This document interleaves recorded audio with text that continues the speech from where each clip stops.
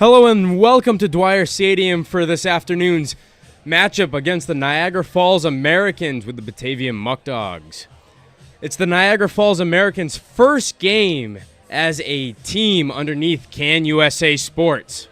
Of course, same owners as the Batavia Muckdogs. Austin Mendes alongside with Carson Harper, the Niagara Falls broadcaster, for this special game as it's your guys' first game as a franchise.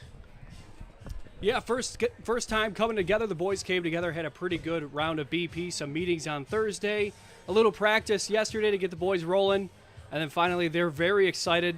They talked to a lot of local people around Niagara Falls. They're very excited to get Sal Magley up and rolling and more wonderful games coming again, trying to relive this rivalry between Batavia and Niagara Falls. Now, Carson, this is your first time here at Batavia for the season.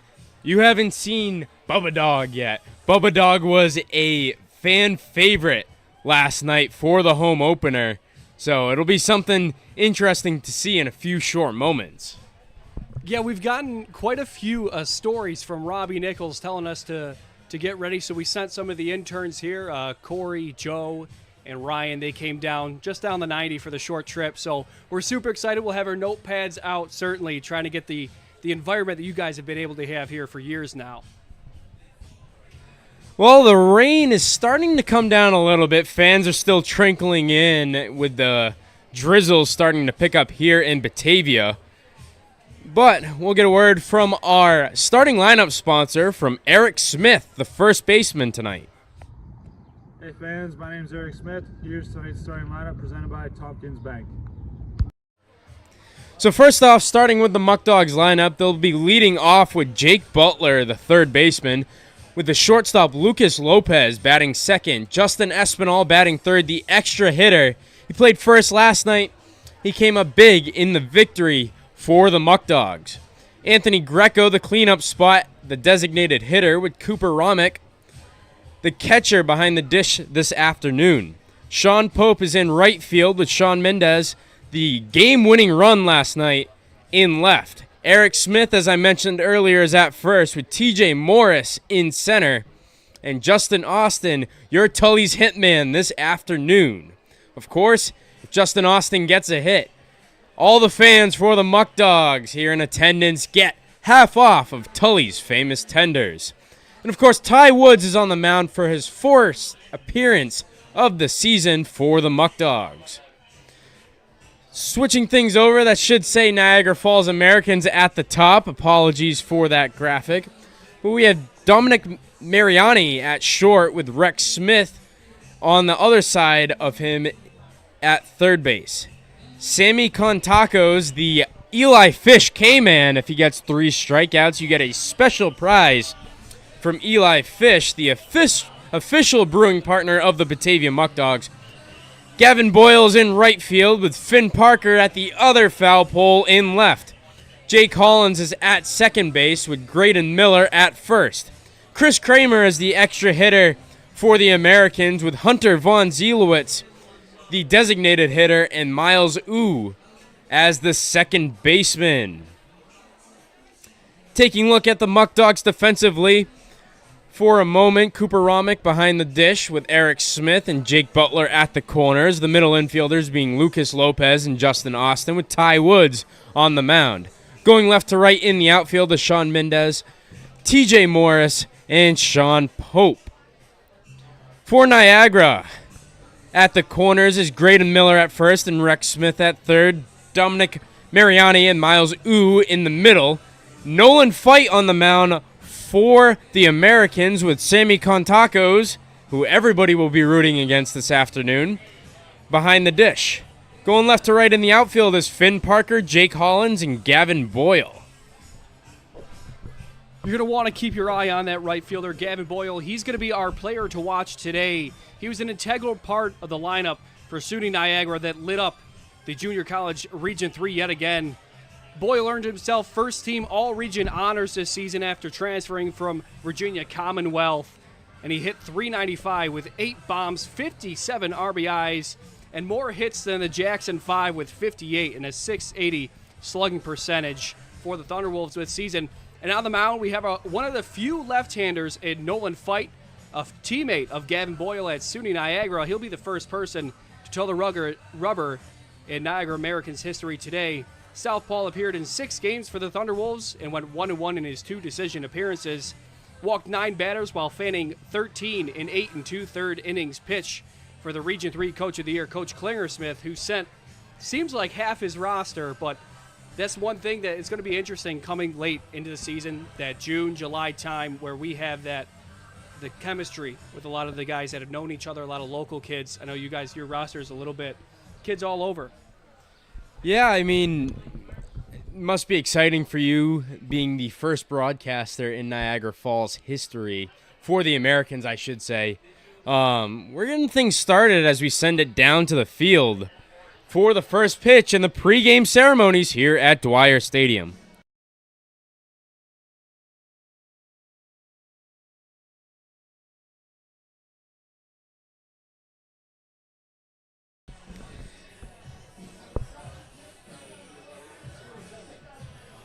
So Carson, with the Niagara Falls Americans being a new team in the PGCBL, what are you most excited for this upcoming season? Of course, as I mentioned, you being the first broadcaster in Americans history. Yeah, so I mean, I've played at Sal Magley Stadium since I was about 13 years old, and I know a lot of locals share the same excitement. Just seeing Niagara Falls be relived again. The amount of blood, sweat, and tears that our interns put into the stadium over the couple weeks that we've just been here. And I've had a couple of my roommates, some of the players, Miles Ooh and Finn Parker, who'll be in the lineup today. They said they went to Target wearing their Americans gear, and people were coming up to them and say, "Hey, when's your game? When's this?" So the community is really involved, and they're really excited to see Sal Magley jumping again. It'll be interesting. I've never been out there personally. I'm coming from Cape Cod. Never been out this far west into New York or in upstate New York in general. So the Muckdogs are your guys' home opener on Friday, so we'll be seeing you guys again and see how things roll out here at Dwyer. What are you most excited for this team to get out on the field today? I think they're ultra competitive. I know at least a lot of guys were watching the game last night, seeing how you guys really pulled one off at the last second against one of your rivals. These guys are ultra competitive. I know a lot of them were wired getting ready for today's game. They just want to get out on the field. They want to play ball. And I think that's what's really going to make this product for both teams is ultra competitive players going at it. And we're going to be doing it a couple times. This is our first of 5 trips to Dwyer Stadium this year. So we're super excited to play in front of a packed house. It'll be an interesting one, of course, Dwyer Stadium. We always have a good crowd here in Batavia. The Muckdogs fans, the Muckdogs Mafia, one of the best to do it.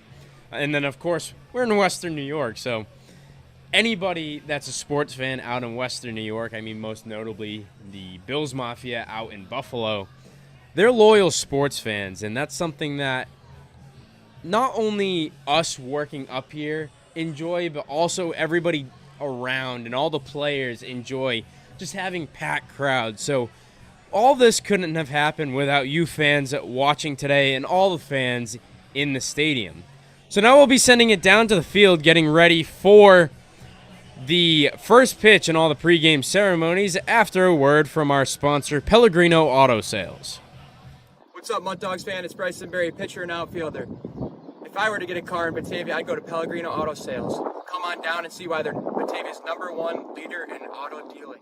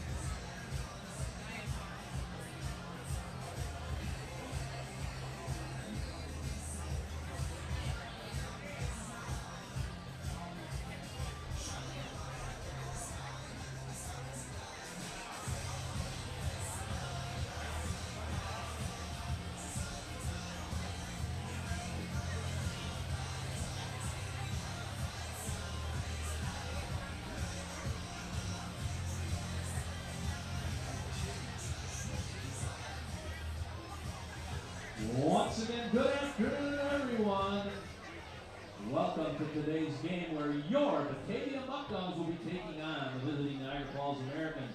And the Muckdogs are coming off a dramatic walk-off win last night. Let's see if they can keep the momentum going today. Hopefully the rain won't dampen your spirits. It's now time to welcome today's starting lineup for the Niagara Falls Americans, starting with their head coach manager, Michael Gabriel, and his assistant coaches, Dan Brick and Mark Gabriel. I'd like to ask that you all please line up along the first base line. Thank you. Here's the starting lineup for the Niagara Falls Americans. Leading off, playing shortstop, number 37, Dominic Mariani. Mariani, shortstop. Batting second, third baseman, number 17, Rex Smith. Smith, third base. Batting third and catching, number 40, Sam Cantakos. Cantakos catching. Batting fourth to right fielder, number 16, Gavin Boyle. Boyle, right field. Batting fifth to left fielder, number 24, Finn Parker. Parker, left field. Batting sixth and playing center field, number 3, Jake Collins. Collins, center field.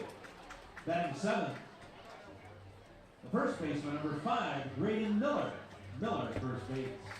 Batting eighth, the extra hitter, number 20, Chris Kramer. Kramer, extra hitter. Batting ninth, the designated hitter, number 12, Hunter Von Zerowitz. Von Zerowitz, designated hitter. And batting 10th, the second baseman, number 2, Miles Ooh. Ooh, second base. Starting pitcher today for the Americans, number 00, Nolan Feidt. Feidt, starting for Niagara Falls. And I'd like to introduce the rest of the Niagara Falls Americans. Let's give them a warm Batavia Muckdog welcome.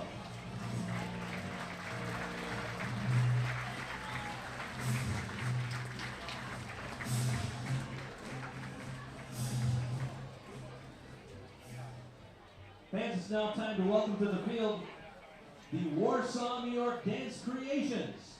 You can join their Facebook page to keep up to date with upcoming events. I hear you're already making noise for them. Let's keep that noise going as they perform 2 songs, Dance the Night Away and Temperature.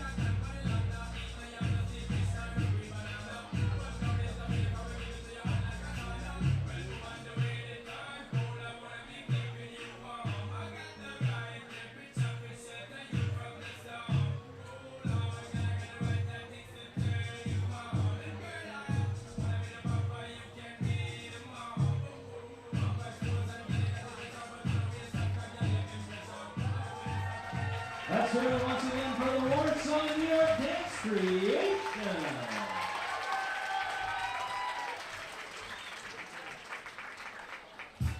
Fans, now please help us welcome the most loyal dog in all the land. And by the way, he's the #1 mascot in the entire PGCL. Let's welcome Dewey!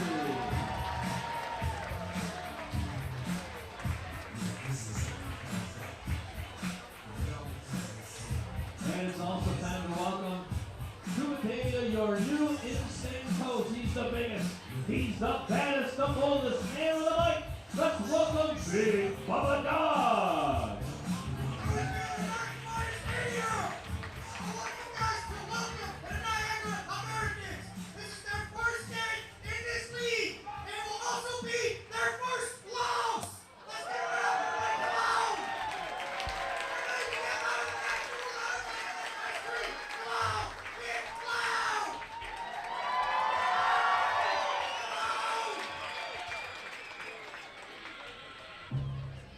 Fans, it's now time to make some noise as we introduce to you your 2024 Batavia Muckdogs, brought to you by Tompkins Bank, and they will be joined today by the Turnbull Heating and Air baseball buddies from Attica Youth Baseball, Elba Youth Baseball, and Warsaw Youth Baseball and Softball. The Muckdogs are managed by Joey Skip Martinez. His assistant coaches are Khalid Cox and Tyler Prospero. Your Muckdog clubhouse manager is Eric Mozicki. Today's HP Hood Pet Boys are Jamison Lyles and Landon Dizio Burdick. And the Muckdogs official team trainers are provided to us by Rochester Regional Health. Fans, here's the starting lineup for your Batavia Muckdogs. Leading off, playing third base from George Mason University, #1, Jake Butler. Butler, third base. Batting second, the shortstop from St. Thomas University, #14, Lucas Lopez. Lopez, shortstop. Batting third, the extra hitter from Jefferson College, #37, Justin Espinal. Extra hitter. In the cleanup spot today, the designated hitter from the College of William and Mary, #55, he's from Buffalo, Anthony Greco. Greco, DH. Batting fifth, the catcher from Cheyenne, New York, #47, Cooper Romick. Romick catching. Batting sixth, playing right field from Hendricks College, #48, Sean Pope. Pope, right field. Batting seventh, the left fielder from Keystone College, #7, Sean Mendez. Mendez, left field. Batting eighth, playing first base from Durham College, #35, Eric Smith. Smith, first base. Batting ninth, the center fielder from Salisbury College, #12, T.J. Morris. Morris, center field. Batting 10th, playing second base from Cerro Coastal Community College, #31, Justin Austin. Austin, center base. And fans, today's starting pitcher, he's from Bluefield University, but more importantly, he's from Alexander, New York. Let's welcome #30, Ty Wood. And fans, the rest of your Batavia Muckdogs.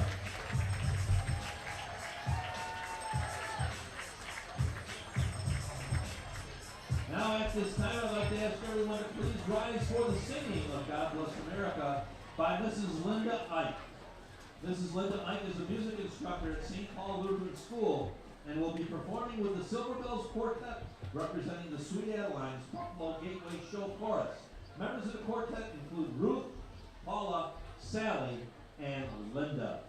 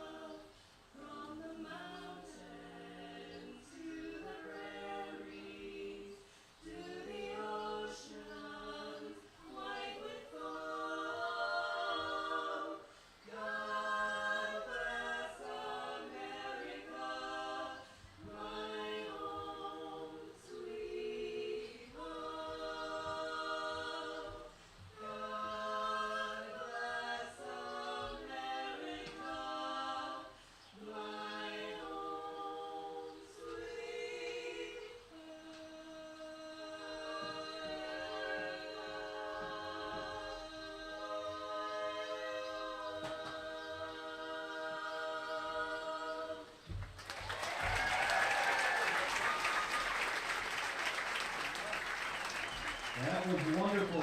Fans, please remain standing for the singing of our national anthem performed today by the Alexander High School Vocal Ensemble, directed by Mr. Mark Turбell.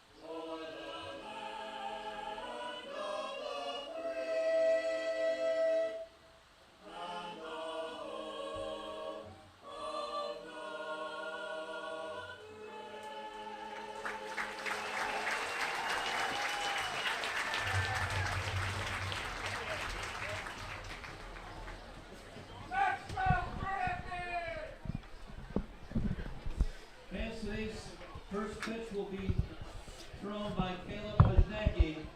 He's a righty hailing from Darien Center, New York, and is a starting pitcher for the Batavia Clippers 9 and under and Tri-Town Trojans 10 and under teams.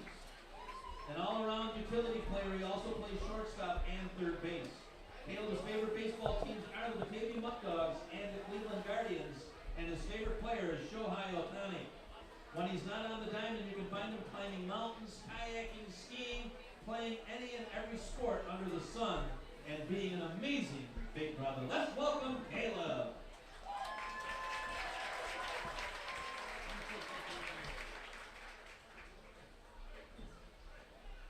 Attaboy, Caleb. Nice job. And there's the first strike of this afternoon's matchup between the Niagara Falls Americans and the Batavia Muckdogs. Austin Mendes alongside Carson Harper for a special broadcast, as this is the first game for the Niagara Falls Americans. Yeah, everybody's super excited. All the players are absolutely jacked up. We had a great time on the bus on the way over here. And talking to Coach Gabriel, he's really excited to see what he's got. He said the first couple of weeks of the summer season are really interesting. You get to see who the dudes are. You get to see who's going to be consistent. And always in summer baseball, you get to see who's working on stuff and how guys grow from the beginning of June to the end of July. We're certainly in for a good game today. It sure should be a good one. And then we have Ty Woods on the mound for the Muckdogs. Ty Woods, as mentioned earlier from our fantastic public address announcer, Paul Spiata, a native of nearby Alexander, New York, and Ty Woods, he's been with the Muckdogs for a few years now, so a fan favorite for everyone here in Batavia. We're getting ready for things to get underway here at Dwyer Stadium as the rain's starting to pick up a little bit here as the game's getting ready to get underway. Leading off for the Americans will be their shortstop, Mariani. Talking to Coach Gabriel today after batting practice, walking around the field.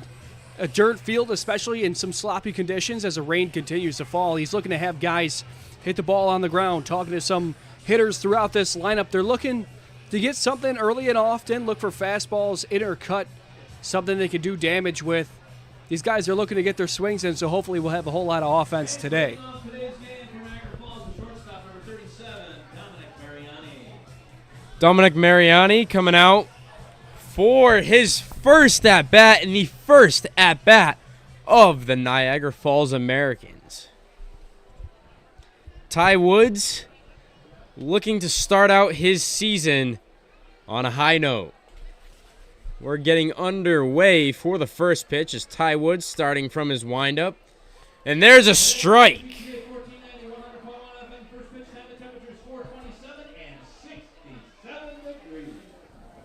We're underway here at Dwyer Stadium. An 0-1 pitch upcoming. That one lands into the outfield, and there's the first hit for the Americans as a franchise. Yeah, just like I said, get something early and often. You got a breaker away, steals a strike, does Woods, but then he has to come back in the kitchen with a fastball, and Dom Mariani's sitting there waiting for it. These guys are great contact hitters 1 through 9 up and down the lineup, and they're going to be looking to build on this leadoff single. Rex Smith coming out to face off against Ty Woods, the second batter in this Americans lineup. He's got Mariani on first base. Woods going from the stretch here. A little quick sidestep. That one's going into right field, going after it and sliding down for the grab as the Muckdogs right fielder, Sean Pope. Well, I think you could tell right away that Rex Smith really got a good hold of that one. But ultimately, Sean Pope had a fantastic read on that ball and a beautiful athletic sliding play for the first out here at the top of the first. Contaco's coming up for the Americans. He's the Eli Fish K-Man today, so hoping for a strikeout for all the fans here in attendance. But things not going the way that the fans are hoping for as we're in there for a ball high. Now still coming from the stretch, Woods lifts his leg, coming to the plate, swung on and missed.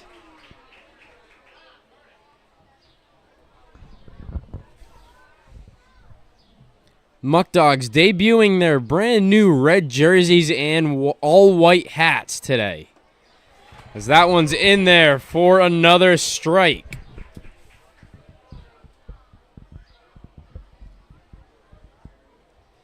Woods getting ready. Trying to get that last strike out. Last strike, rather, as it bounces in the dirt. Mariani going over to second. Romek's throw is not in time.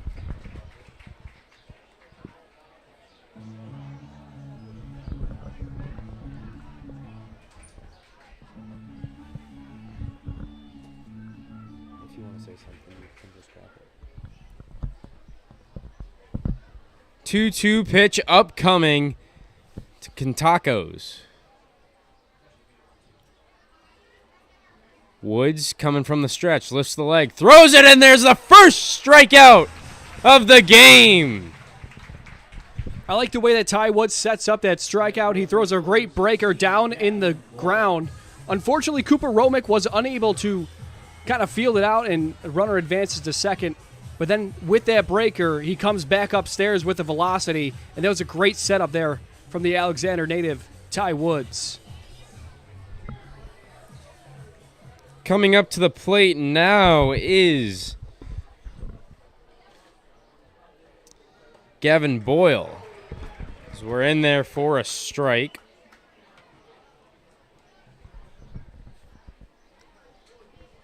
Woods gets his first strikeout of the day on the K-Man Kentuckos. The runner in scoring position. Boyle gets ready for this approach. Lopez trying to keep Mariani close. That's a foul tip. Going to the backstop. Talking about Boyle, he is one lover of summer baseball. Last season, he played down for the Greenville Fly Boys down the MLB Appalachian League, where he was second in the league in home runs and boasted a 5-game home run streak. The 0-2 pitch. Close, a borderline call. It leans Niagara's way. Could have been a strikeout looking, but it looks like it'll maintain a 1-2 count. Now Woods getting ready for the 1-2 pitch. 2 outs and a runner in scoring position. Lifts his leg to the plate. Boyle swing and miss. And there's a second strikeout for Woods.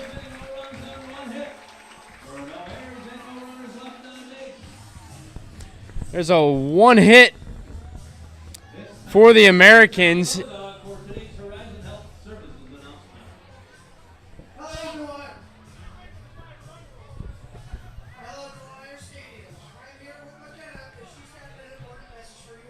So getting to know our starter today, Nolan Feidt, the lefty from SUNY Niagara.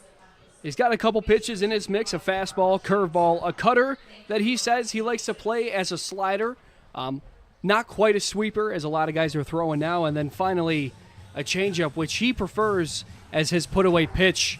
A lot of these guys are going to be working on their off-speed, so it wouldn't be surprising if Nolan Feidt tries to work backward and counts, but certainly against the top 3, he's going to want to get ahead early and off it.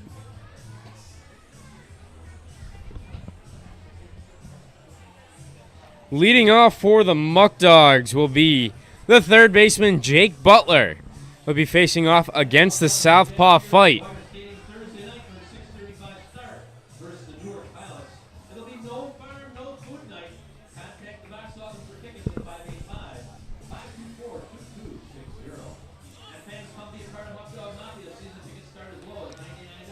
As our public address announcer, Paul Spiata, just mentioned, the next game for the Batavia Muckdogs at home will be the No Farm, No Food Night. A great promotion that a lot of Muckdogs fans love here in Batavia.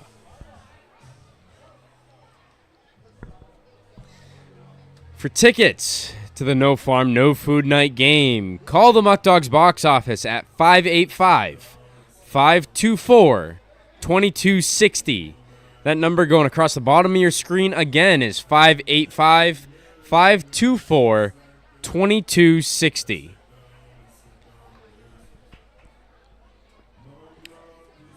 And as the song mentions, we're getting down to business here at Dwyer Stadium with Feidt getting ready for the first pitch for the Americans. Jake Butler coming up to the plate for the Americans. The Muckdogs.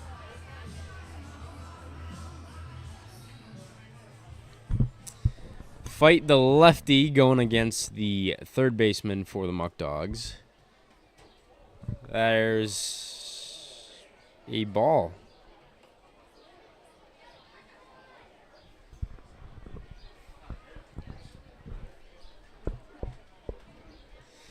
The 1-0 pitch upcoming from Feidt. In there for a strike. I think something we don't often think about, especially with summer ball. Kentuckos, the catcher today, a lot of times this is the first time you're seeing these arms and how their pitches move. So oftentimes you'll see that just as the first one he had trouble hauling it in. That's oftentimes what will happen early on in the season. Looks like that first pitch was actually a strike. So that'll be strike 3 on Mason as he goes down looking.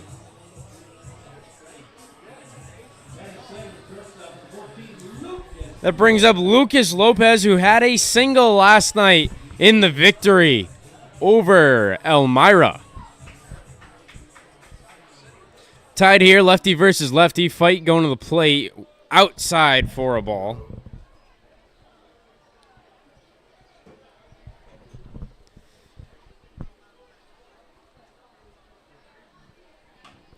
Lopez pops that one up just over the pitcher. He's sprinting down the first baseline. He beats it for an infield single. The first hit of the day for the Batavia Muckdogs. I tell you, that's one of the toughest plays to make. Rex Smith is hauling in from third base. Tries to make an off-balance throw. But Lucas Lopez was hauling down the line and earns that base hit there. A big old chopper right over the head of Nolan Feidt. And the Muckdogs are on the hit column. That brings up the extra hitter, Justin Espinal, with a runner on first for the Batavia Muckdogs. The shortstop getting on base early for the Muckdogs, and now Espinal looking to move him around. Espinal played well in the victory last night against Elmira.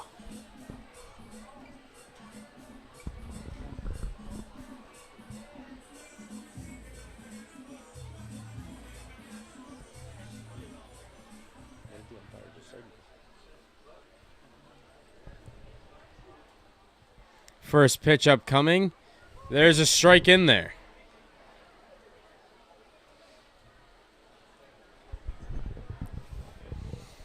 Lopez, about an average lead off of first base, and Espinal fouls that one off. Lopez was going. And a fan caught it over here. And once again, bats hit balls may enter the stands. Please be safe and stay focused. Quickly down 0-2 Espinal against Feidt. Ball low.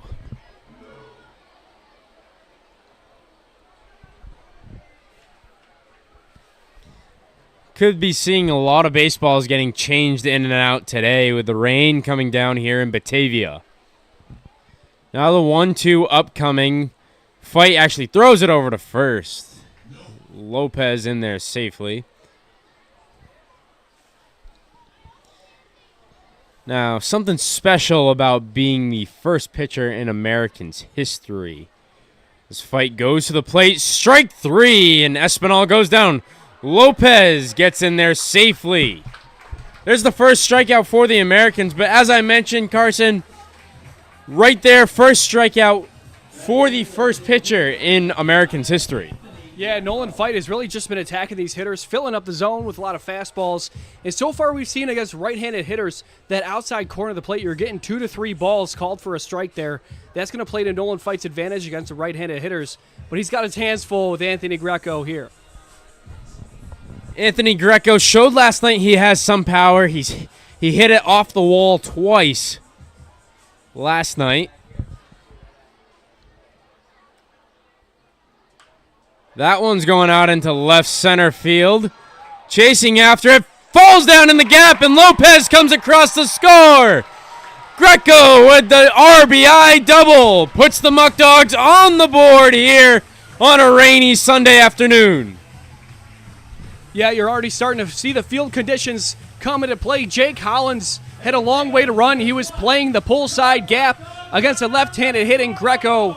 But as a lot of these guys know from the Buffalo-born Greco, he knows how to go the other way. Jake Hollins was unable, and as he splits both of the outfielders and picks up the first RBI of the day. Muckdogs up 1-0 with 2 outs in the first. Curveball sits down in there for the first strike of this at-bat.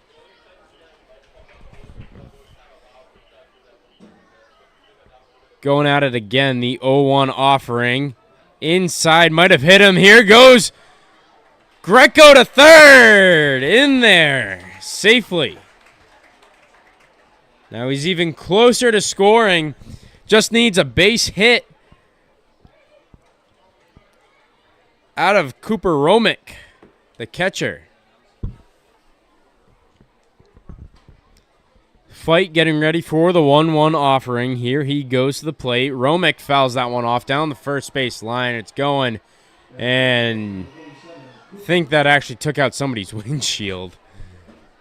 It was awfully close to one of the cars that I can visually see here from the booth. Now 1-2 upcoming with Romick facing this one. Fouls that one off.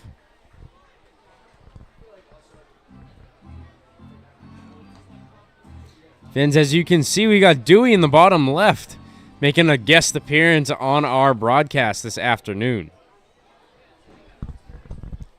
Feidt getting ready for the 1-2 pitch to Romick.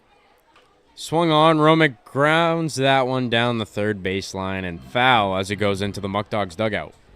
Great 2-out at-bat from Cooper Romick, just fouling baseballs off and driving up that pitch count. Coach Gabriel said it'd be good if Feidt goes 4 today, so we'll see with the pitch count how it affects his left-hander. Feight's pitch, Romick fouls it off again.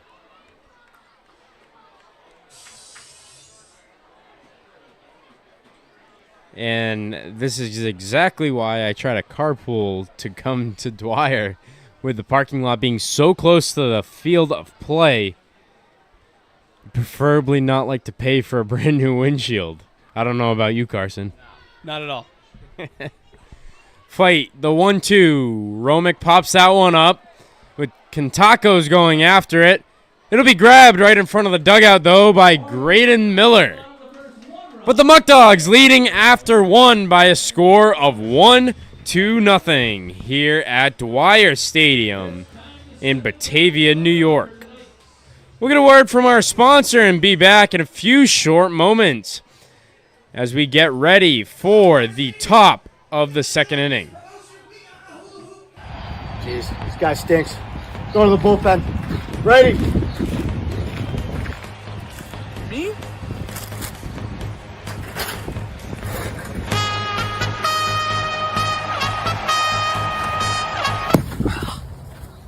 Ow. Thanks to these Muckdogs jerseys, which you can buy now, I'm still fresh and still clean.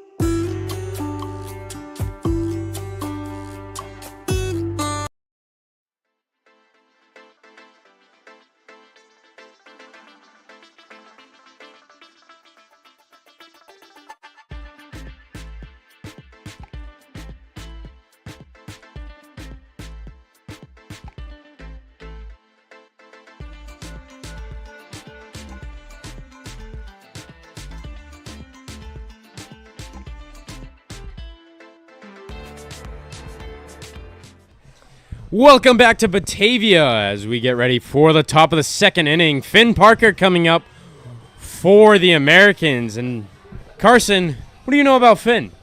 Yeah, so Finn has a great right-handed swing. If you can get him extended, he can drive the baseball and have that ball get second gear. So if you're Ty Woods, you're going to want to fight him in on the hands with something hard, 2-seam, 4-seam. That's how you're going to be able to get him to ground out. Woods getting ready for the 1-0 pitch. That one's outside. The slider not catching the corner like Woods was hoping for. Woods getting ready. Coming from the windup, the delivery to the plate. Swung on, picked up by Butler at third. Thrown over to first where Smith gets it for the first out. Finn had the right idea, attacking a 2-0 pitch. Unfortunately, he rolls it over, but a fun little fact from Finn Parker, he attended 3 separate high schools in 3 separate states in California, New Hampshire, and then finally Boston, where he went to school with our second baseman, Miles O. We got a Finn catching it in the stands. Now we know if the Muckdogs have somebody go down, Batavia has plenty of athletes going around. That one's in there for strike 2. And speaking of athletes, if you're watching our live stats, our statistician Brady Ventura, he's a third baseman at Fredonia State College. There's a strikeout for Ty Woods. Quickly 2 outs in the inning.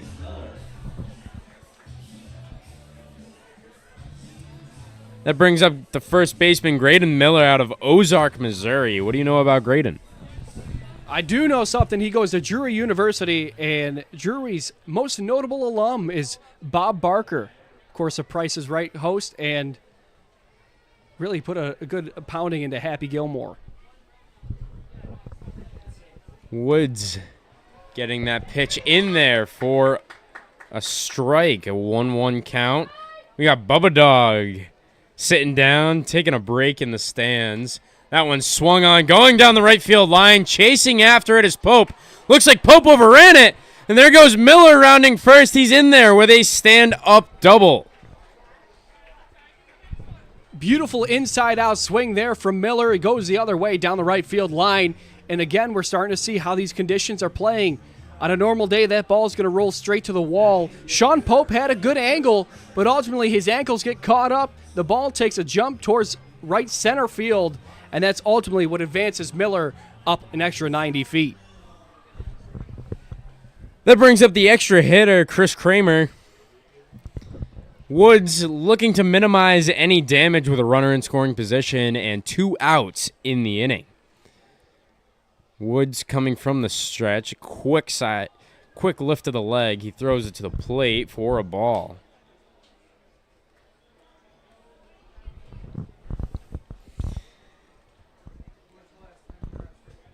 And fans, if you haven't had a chance to come out to Dwyer Stadium, I mentioned Bubba Dog earlier.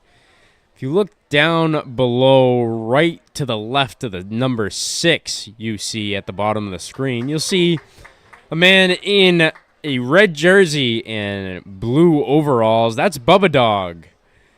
He'll be up here at some point, most likely. He joined us on the broadcast last night, Carson. And in a few moments, I want to get your opinion on Bubba Dog. But first off, we got Woods with the 1-1. Gets a ball low. Now 2 balls, 1 strike.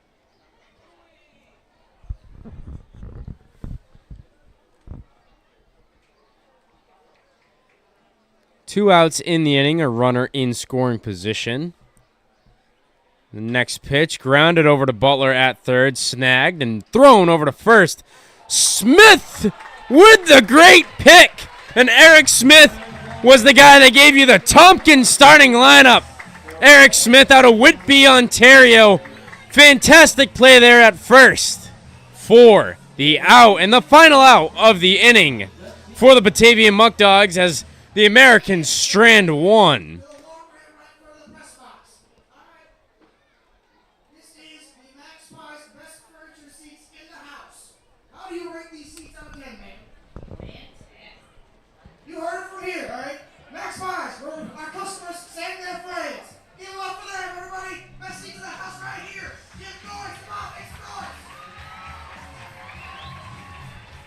And that was Bubba Dog. Now I'll give it over to Carson to see, what did you think about Bubba Dog?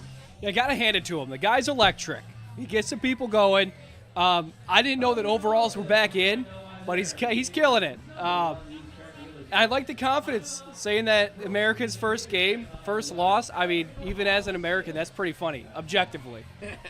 Now, one thing that you missed yesterday, Bubba Dog is actually a native of Fort Knox, Kentucky, rolling with that Appalachian mindset, if you know what I mean. Oh, yeah. We were down in App State not too long ago, about 3 weeks, and it's pretty funny going down there and see how different it is from up here in Western New York. It kind of reminds you how massive this country is. So we'll get a word from our sponsor, Pellegrino Auto Sales. We'll be back in a few short moments. What's up, Muckdogs fan? It's Bryson Berry, pitcher and outfielder. If I were to get a car in Batavia, I'd go to Pellegrino Auto Sales. Come on down and see why they're Batavia's #1 leader in auto dealing.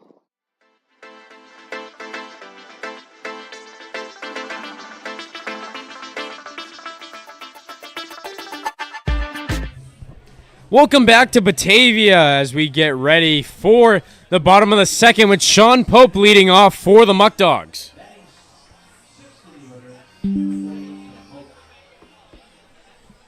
Sean Pope takes that first strike from Feidt. Getting ready for the next pitch. Pope waiting. It's a ball outside. How do you feel Feidt did in the first inning of play here for the Americans? I like the way he's filling up the zone. He's throwing a lot of good fastballs as, unfortunately, he drills Pope on the inner corner. Just kind of missed that one at arm side. But he really hasn't made too many mistakes. The only double against Anthony Greco was a great piece of hitting. Anthony Greco gets a pitch that's outer cut, and he goes with it. So we haven't really seen too many mistakes other than that HBP.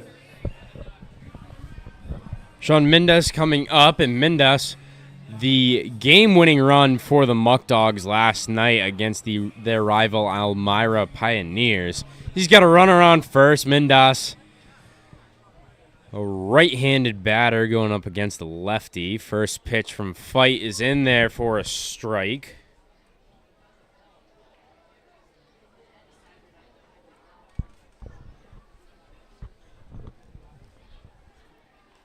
Next pitch from Feidt. Check swing, and they'll say he didn't go. There's a ball there.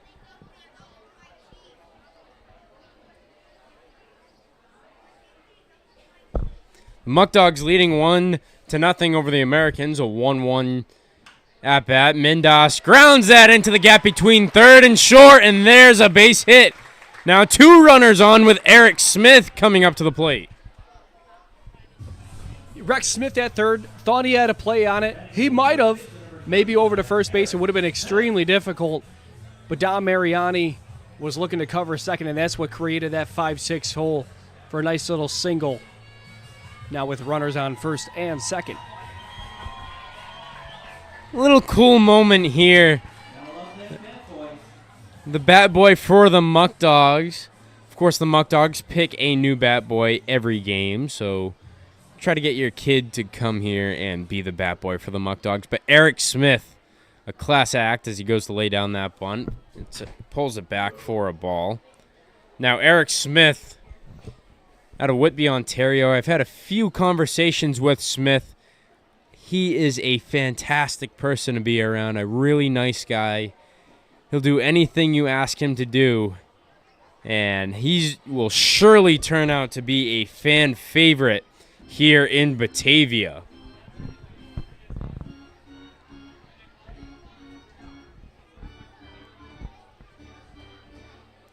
And of course, Smith was the guy that presented the Tompkins starting lineup for you today. Getting ready. Smith looking to lay down a bunt. That one's fouled off. Frustration brewing a little bit. Coach Martinez, as we saw last night, he loves to play that small ball action. Yeah, I mean, that was the perfect opportunity late in the game. You got a runner 90 feet away. Just lay it down. Don't try to be too fancy. Go out and win the game. I love, even in the summer ball, teaching how to win. Next pitch, the 1-2 high, almost taking off the head of Smith. And I had a quick conversation with Coach Martinez last night, and one of the best to do it, Coach Martinez, a former player of the Detroit Tigers in the late 90s. Coach Martinez loves that small ball, anything to win, and it's something that every player that comes through his teams and everything that Coach Martinez touches, they turn into winners at the end of the day. Skip, more commonly known, does a great job with the Batavia Muckdogs. That is a ball high and back-to-back balls that were near the head of Eric Smith. Full count with 2 runners on first and second with Pope on second and Mindas on first. Smith looking to drive them in. Swings on that one and almost takes out his teammates in the dugout.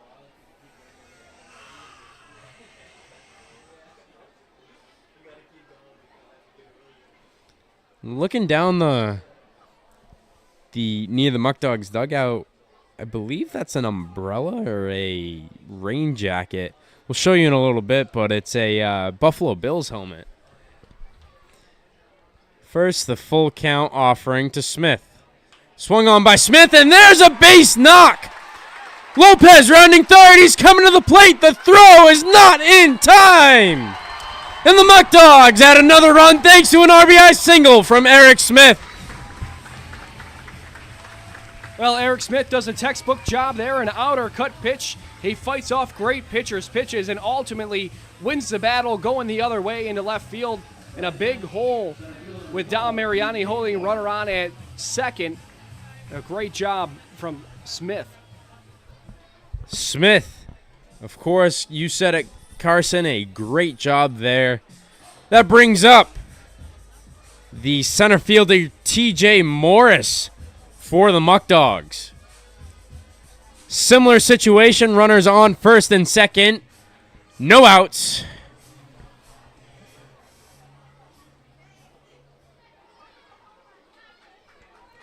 Feidt getting ready for the first pitch to Morris. Morris going to lay down a bunt. Looks like he couldn't make contact on that one. It's in there for a strike. First strike of the at-bat, and Feidt coming right back at it. Next pitch, and coming at Morris.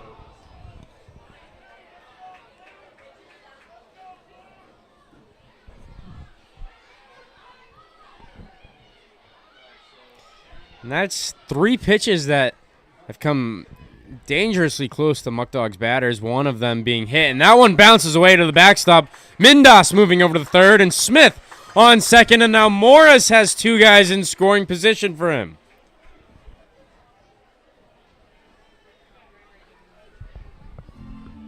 Yeah, Kontakis was just unable to get his left shoulder kind of in front of that ball, and that's how it kicked out left.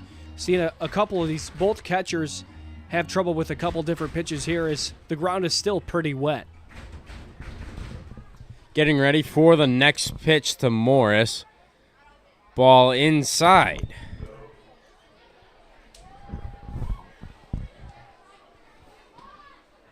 On deck for the Muckdogs is the hitman, Justin Austin. He'll be coming up with a great opportunity with at least 2 runners in scoring position as it stands right now. There is a ball.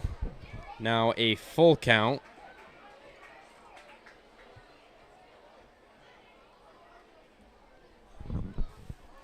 Three balls, 2 strikes. Feidt the payoff pitch. Swung on by Morris. Out to deep left. On his horse is the left fielder. It drops. Here comes Mindas and Smith, and Morris is in there with a 2 RBI double. TJ Morris drives in the 2 runners. Another great team at bat, fouls off a couple pitches, looks at some good pitchers' pitches, and ultimately forces Feidt on the 3-2 count to come in on the hands, drives a ball over the head of Finn Parker, and another 2 RBI double. Here comes Coach Gabriel to have a word with his pitcher. We have no outs in the inning. That's apologies on the scoreboard. Having some technical difficulties with changing it. There we go. So it's a 4-0 game with the Muckdogs bringing up Justin Austin to the plate, and then they had their top of the lineup coming up after Austin. TJ Morris is on second base.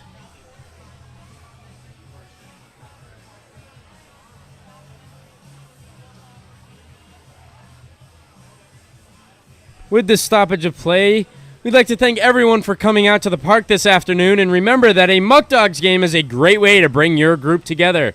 Whether it's a school, church, business, or youth sports organization, the Muckdogs also offer great picnic options for your organization or business.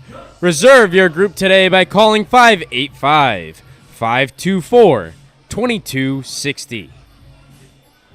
Justin Austin coming up to the plate with a runner in scoring position. No outs. Feidt, a lefty on lefty fight here.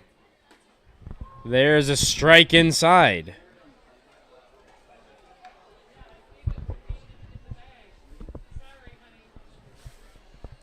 Now Feidt regrouping. Here's the next pitch. Swung on and missed from Austin. Quickly down 0-2 here. No outs in the inning. TJ Morris is on second base. Jake Butler on deck. Here comes Morris going over to third. There's a ball, and Morris is in there with a stolen base. Now a runner on third for the Muckdogs. Great job by Morris. He times up Feidt on the mound perfectly. Pretty big leg kick. Great jump, and he certainly stole that one on the pitcher. Kuntakas had no chance behind the plate. Now the 1-2 offering from Feidt. Swung on by Austin. That one's going out into center field, where the center fielder Hollins gets underneath it. Tagging is Morris from third, and he'll cross the plate easily. An RBI sac fly for Justin Austin makes it 5-0 Muckdogs. More great situational hitting. Runner on third. You got to get a ball into the outfield to score a run. Good play by Jake Hollins. He got turned around. The wind's pretty still, but with the left-handed batter, the ball had a little bit of English towards the other way. Great play from Jake Hollins. Plus all around. That brings up Jake Butler, the leadoff man for the Muckdogs. The guy at their top of their lineup. Muckdogs quickly up 5-0 over the Niagara Falls Americans. 1 ball, no strikes, 1 out in the inning. Butler fouls that one off.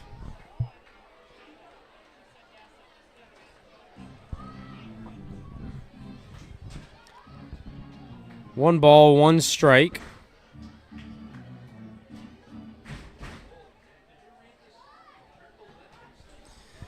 The 1-1 pitch upcoming. Swung on and missed from Butler.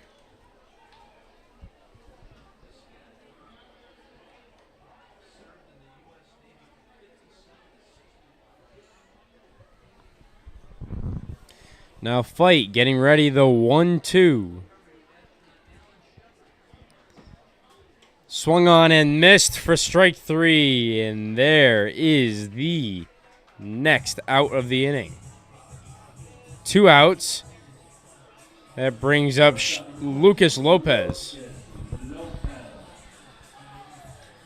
Lopez got a base knock in the first to help the Muckdogs offense.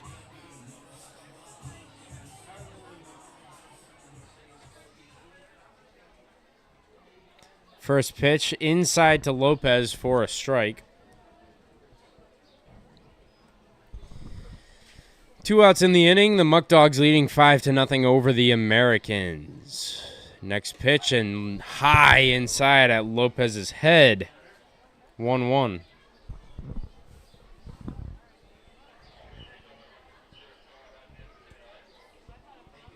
One ball, 1 strike. Next pitch. Swung on by Lopez over to the second baseman. Ooh, thrown to first for the final out of the inning. 4 runs for the Batavia Muckdogs in the bottom of the second. And we'll be going to the top of the third, seeing if Niagara can answer.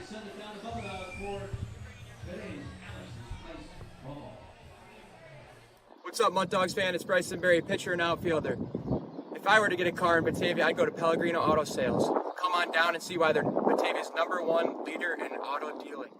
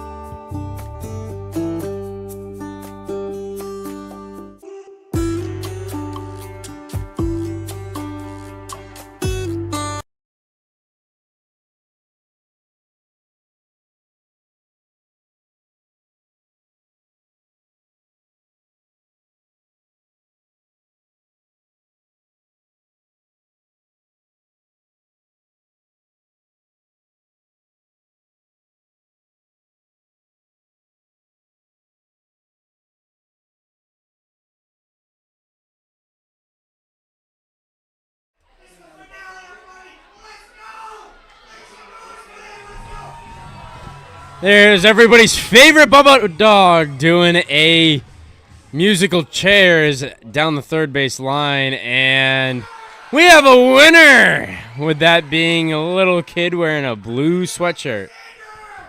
His name's Xander. Leading off the top of the third for the Americans, batting ninth, the designated hitter number 12,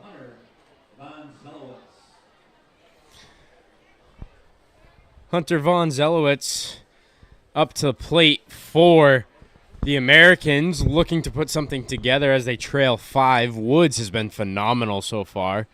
First pitch in there for a strike on Von Zelowitz. Von Zelowitz, his player comp for me is like the bottom half of Wade Boggs, top half of Paul Goldschmidt. Great hands, great power from the right side. There's another strike.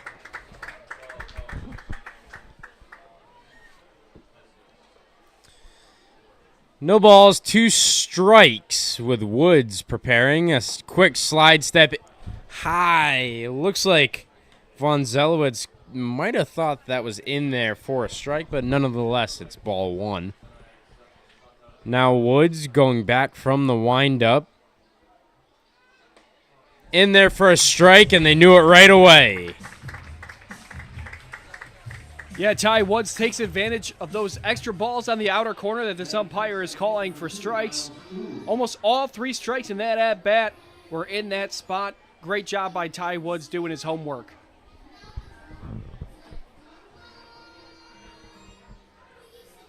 That brings up Ooh up to the plate. Miles Ooh, great rhythm in the right-handed batter's box. Great contact bat at the bottom of this lineup. There's the first strike against Ooh.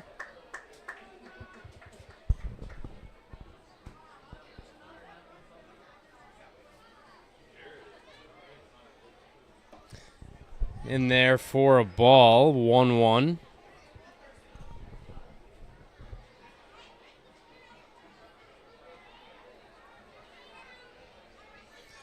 Woods getting ready. Next pitch, that one's going over to Pope, getting under it in right field for the out.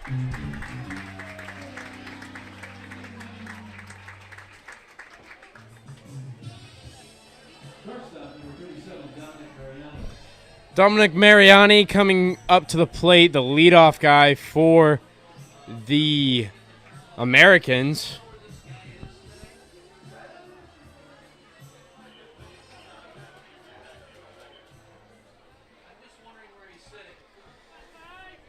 No balls, no strikes, 2 outs. Woods' first pitch to Mariani. Looks like that sinker might have dropped a little too low for ball 1.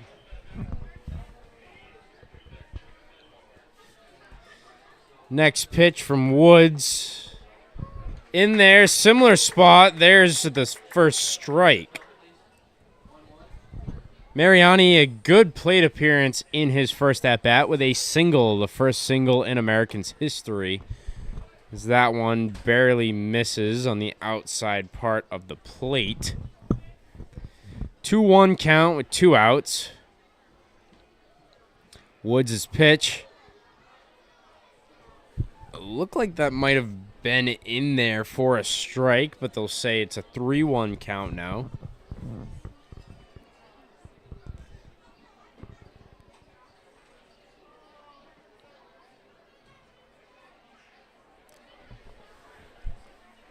Look like Mariani taking his time here.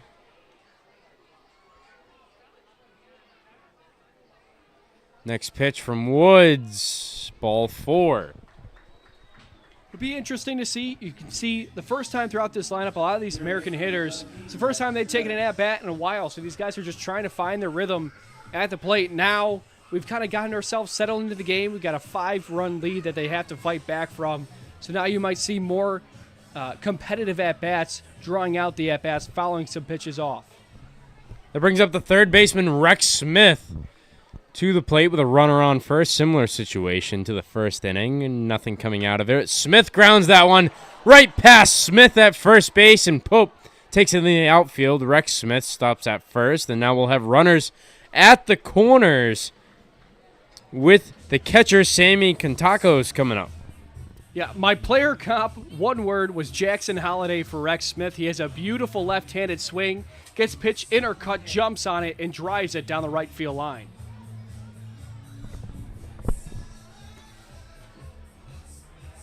Next up, today's D-line fish came in the catcher number 40, Sam Cantacos. Cantacos having one strikeout already. He's the K-Man, the Eli Fish K-Man, Eli Fish Brewery.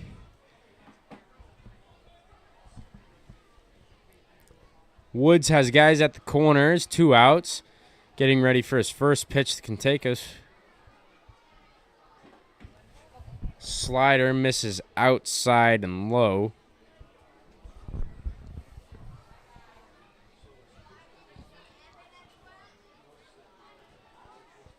Getting ready, the 1-0. In there for a strike, now a 1-1.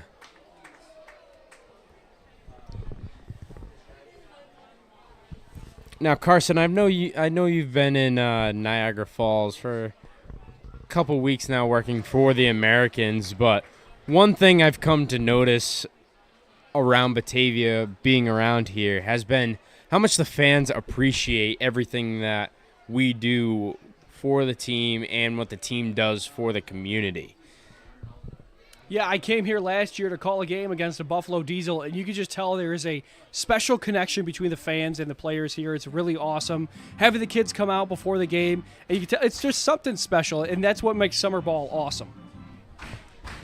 Well, now we got runners in scoring position for the Americans. It's a 2-2 count. Woods looking to get the strikeout to get these fans excited here at Dwyer, and he'll step off to reset.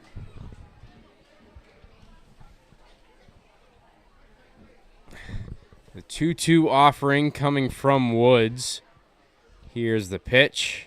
In there for strike 3, and that's 2 Ks on the day on Sammy Cantacos. And one more, and we'll be getting something special from Eli Fish. Stay tuned here for Muckdogs baseball at Dwyer Stadium to see if Ty Woods can make all Muckdogs fans happy from Eli Fish Brewing Company.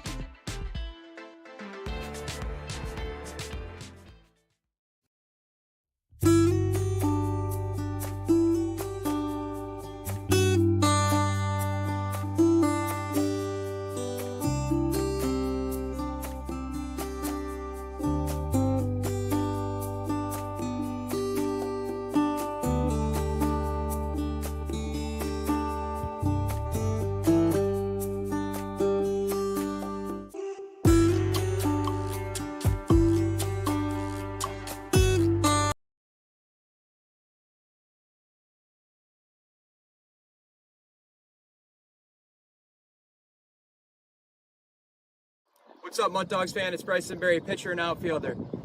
If I were to get a car in Batavia, I'd go to Pellegrino Auto Sales. Come on down and see why they're Batavia's #1 leader in auto dealing.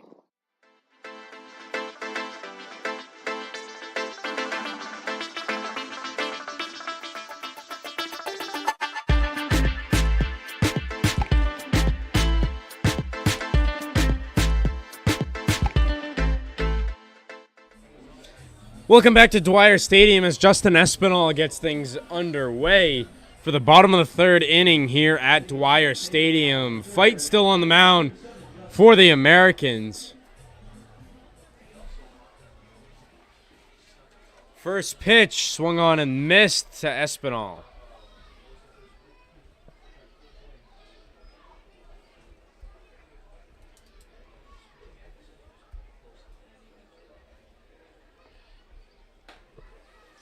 In there for a ball.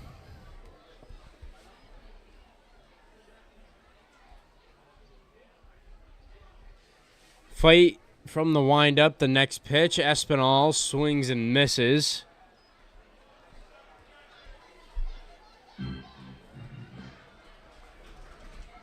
One ball, two strikes. Feidt looking for the first out of the inning here. Here he comes from the windup.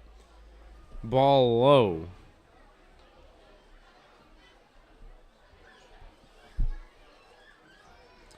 This season, get yourself the latest Batavia Muckdogs gear, hats, t-shirts, sweatshirts, baseballs, jerseys, and much, much more. Stop by the merchandise stand near the concession stand as Espinal strikes out for the first out. That brings up Anthony Greco, who got a base knock in his first plate appearance.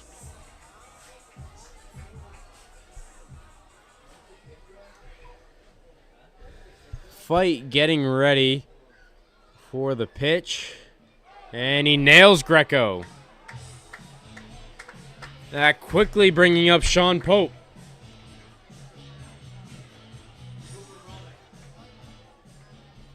Excuse me, Cooper Romick coming up. Sean Pope's the guy that's grabbing the bat right now.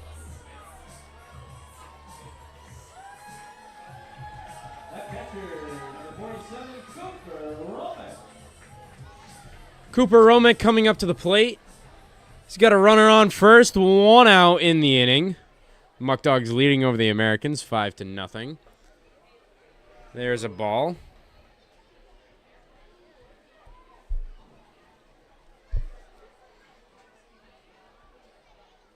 Feidt going at it here. He throws over to first. Going right past, and Greco moving over to second. He takes the turn. He's going to third. That one's stuck there, and he takes two bases on the throwing error off of Feidt. And Greco last night, he was the game-tying run. He moved over to second off of a similar throwing error. That one from Mechanic of the Pioneers. This one from Feidt of the Americans. One ball, no strikes, a runner on third. Romick looking to drive him in. Feidt, his approach to the plate is a ball high.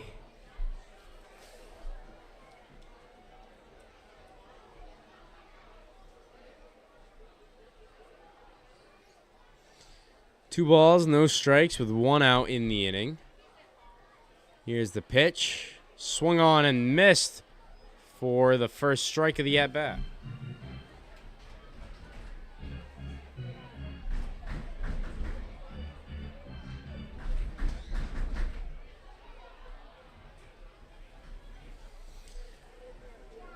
Feidt getting ready for the 2-1 to Romick. In there for strike two.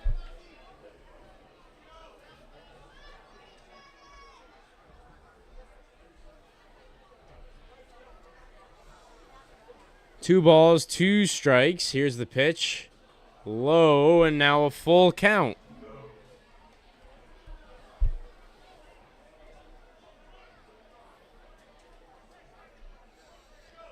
Bottom of the third here at Dwyer.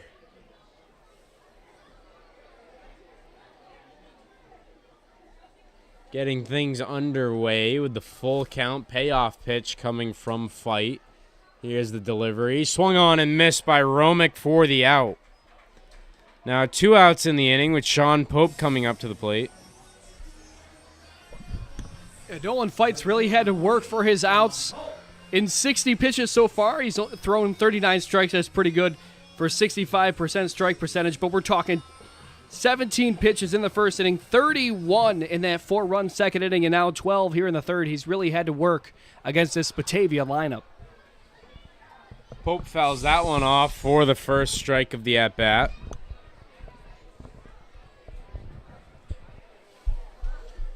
Two outs in the inning, a runner on third. Pope trying to drive in that run. Feidt getting ready. Here's the 0-1 pitch to Pope. Curveball gets away from him for the first ball.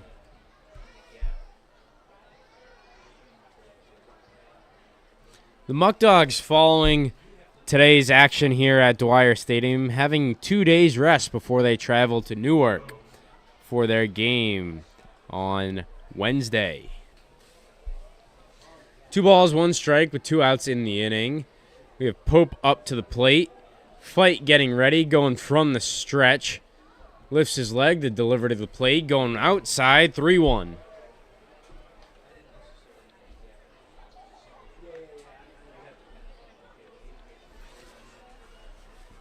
Probably looking to take off some velocity just to get his control back and get a strike in there. Now 3-1 upcoming. In there for a strike. Now full count.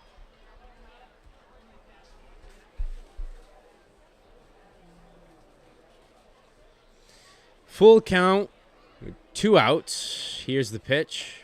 Ball high, and he walks him.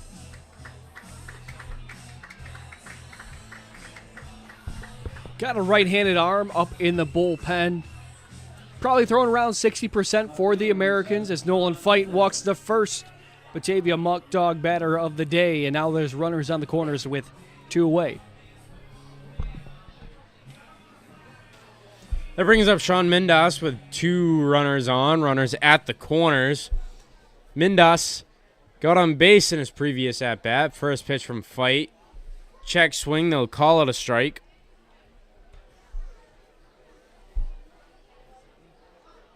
No balls, 1 strike. Next pitch. Ball high.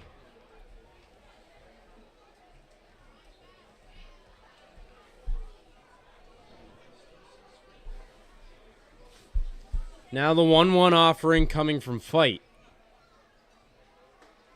In there for a strike. Great frame job at the end. Looks like that curveball didn't sneak in there, but Kentakis getting in there with the strike.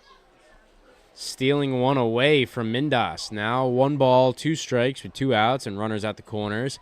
There goes the runner to second. Coming back home, and a run scores for the Muckdogs.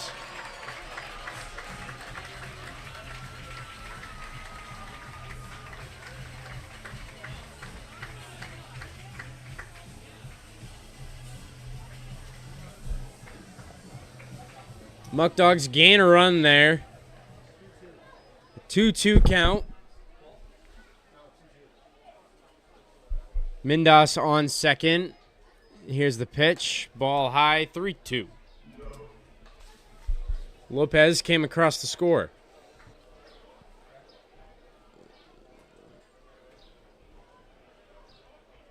Muckdogs have put up a run every inning so far in this game. Next pitch. Swung on and missed. Dropped third strike. Mindas running it down to first. Picked up and snagged at first by Miller for the final out of the inning. The Muckdogs leave 1 on base, but do score a run to make it Muckdogs 6 and Niagara 0. And it's now time to send it down to Bubba for today's Genesee Valley Penny Saver. We'll get a word from some of our sponsors here while we wait. Whole Life Fitness is the official gym of the Batavia Muckdogs. Located at 624 East Main Street in Batavia. Make sure to stop in and see them for your membership today. Attica's 10th hole and golf course was formerly known as Attica Golf Club and is now a public 9-hole golf course that was built in 1932. Attica's 10th hole is a great place to play and eat and is open all year round for holiday brunches, meals to go, and delicious Friday fish fries. Check out 96 Bunnell Street in Attica, New York. And I plan on going golfing on one of these upcoming days off for the Muckdogs here, likely Tuesday. Yeah. How do you swinging it? I'm not going to be making any of the PGA tournaments or anything. My swing kind of looks like somebody just learning. I don't know if you're any good at golf, Carson. Not at all. I usually like to play plus or minus golf balls. If I gain more balls than I went there with, it's usually a better day than not. I play the same exact way, so yeah, I'd prefer not to lose many. Golf balls do get expensive, Helps when you live near a golf course, though. Gavin Doyle coming up for the Americans, the leadoff hitter in this inning for them.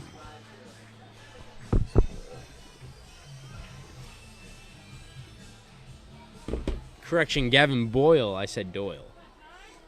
Ty Woods, the first pitch. A little outside. First ball of the at-bat. Woods from the windup. Same spot for ball 2. Woods will recollect himself. He gets ready for the next approach. Gets it in there for a strike.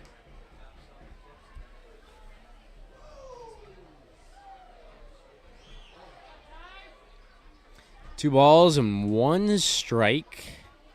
Woods the pitch. Swung on. That one's popped up. We're going over there is Pope. He's getting under it near the foul line and grabs it for the out. Major league pop-up there from Boyle. Just gets under an intercut pitch. I'll tell you, if he gets the barrel on that one is a long way away over that Bully Hill sign in right field. Now, one thing is you mentioned Major League pop-up.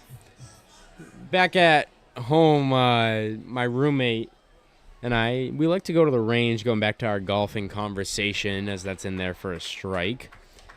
And he's really good at hitting it straight up in the air. I'm more of a distance guy, hitting it a line drive. Now, if we combine, maybe, just maybe, could we challenge guys like Jordan Spieth and Scotty Scheffler? 1-1 offering from Woods. That's in there for ball 2.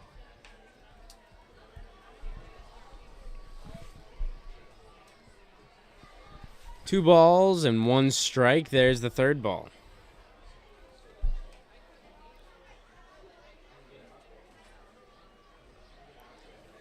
Three balls, one strike with one out in the inning. Woods, next pitch, in there for ball 4.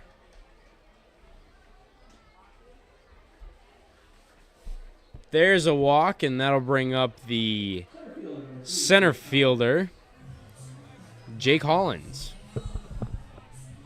Great opportunity to get something ready. Got some speed in Finn Parker at first base, and Jake Hollins can certainly move from the left-handed batter's box. It's going to be tough to double up these guys in the inning. Great knock there from Jake Hollins as he moves the runner over to second. A single for Hollins. Has 2 runners on now for the Americans. Now coming up to the plate for the Americans is the first baseman, Graydon Miller. Miller has a good opportunity to put the Americans on the scoreboard here.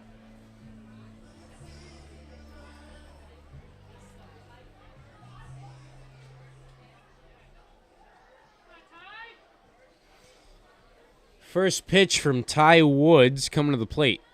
Swung on and fouled off the backstop. We had a few fans in the front row there flinch. Think you would have flinched there, Carson? Most likely. It's a dental bill that I'm not looking to pay. No balls, one strike. Woods the delivery. Swung on that one. Bloops over into right field. Picked up by Pope. We got a runner coming to the plate. Here's the play at the plate. He's in there safely. And the run scores. The first run for the Americans comes from Finn Parker off of an RBI from Braden Miller. Yeah, that's just what the doctor ordered. Get some guys on base. Have Graydon Miller, who looks very comfortable at the plate early on in the season. Of course, had a double in his first at-bat, and now the first RBI in Americans history.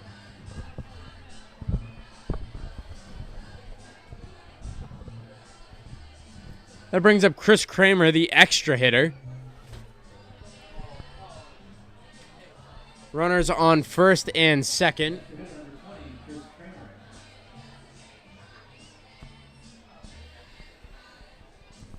No one warming up in the Muckdogs bullpen. Still someone warming up in Niagara's bullpen. It's a 6-1 game now here in Batavia. Woods getting ready. Here's the pitch. Ball low.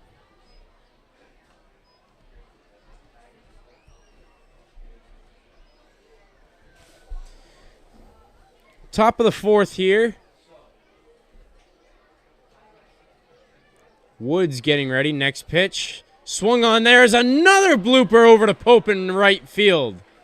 They'll hold the runner up, and now we have bases loaded for Von Zelowitz to come up. Yeah, Coach Brick over at third base thought about sending Hollins, but ultimately the ball wasn't hit quite hard enough to score a run. Throws up the stop sign, and now we got the bases full of red-blooded Americans.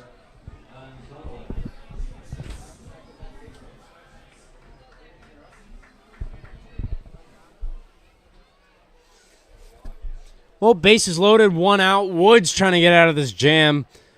Von Zelowitz up to the plate. There's a ball.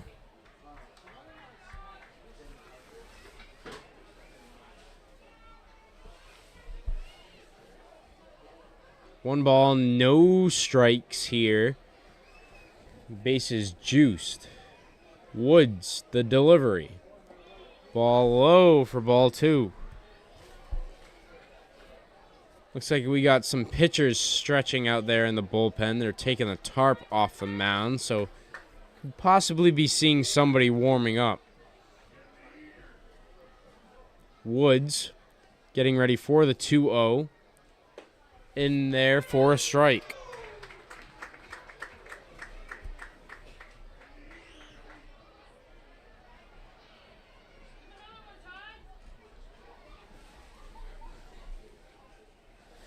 Two balls, one strike. Woods getting ready.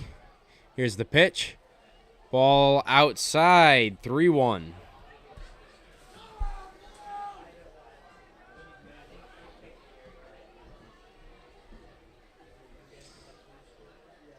Three balls, one strike, and now we have Bubba Dog coming over here. Bases loaded, and there's a base knock, and Von Zelowitz gets an RBI, and they just change places. Everybody moves over a base as the Americans start adding. Here comes Coach Martinez out. Great adjustment from the lineup. We're seeing a little bit of a difference. These guys are starting to see some pitches. Again, second time through the lineup, feeling a little bit more comfortable. But a lot of these right-handed hitters are working the other way. We've seen 3 base hits toward the right side of the outfield into right field for Sean Pope. And really what that allows you to do is allow for more runners to score. Of course, that's a tougher throw from right field than left. It's a tougher cut for the first baseman instead of the third baseman. So I'm liking what I'm seeing from the Americans. Sure, you're down 4 runs right now, but you got a lot of baseball left, having it only be in the top of the fourth.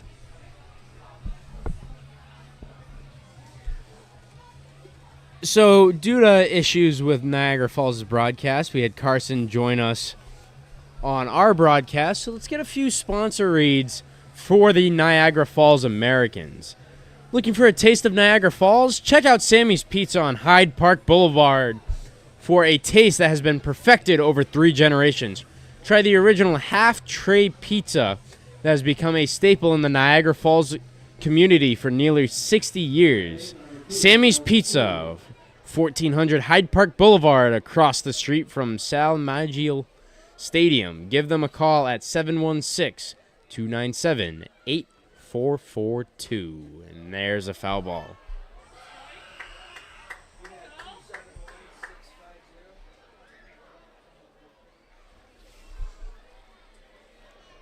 Up to the plate now for the Americans is Miles Ooh. He's got bases loaded, and there's a ball.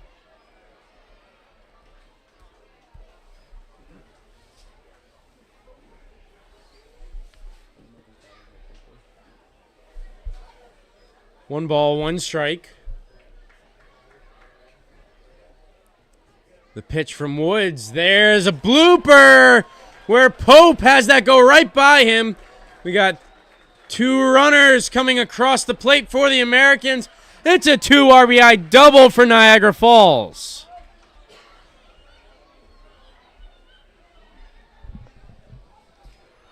You know, Miles Ooh is a wonderful baseball player, but he's also a confident player.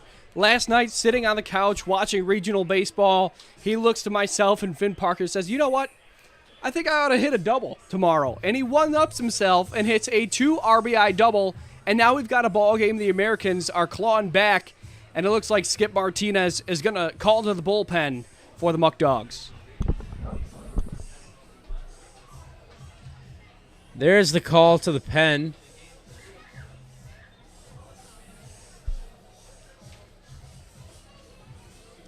That'll be it for Ty Woods on the day after he gives up 4 runs.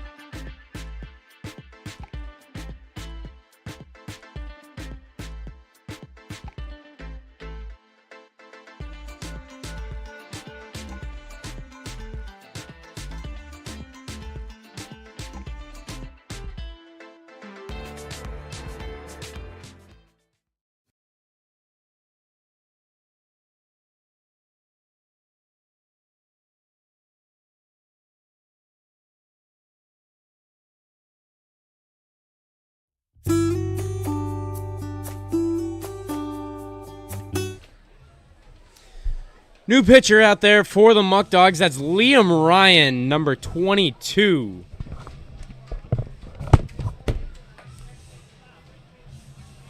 Ryan, a 6'1", 185-pound right-handed pitcher from Middle Island, New York.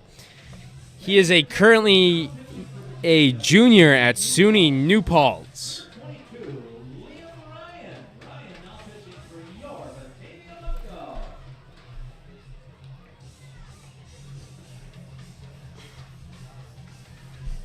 And this call to the bullpen is brought to you by Batavia Downs Gaming and Hotel. Is a casino, hotel, resort, and half-mile horse track with live horse racing from July to December. Check out 8315 Park Road in Batavia, New York.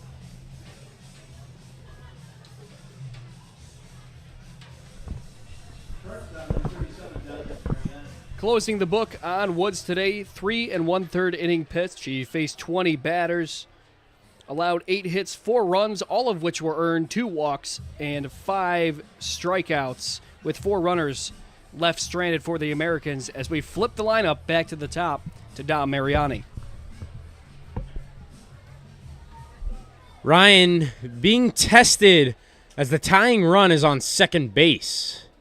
Mariani facing off against Ryan as the first pitch from Ryan is in there for ball 1.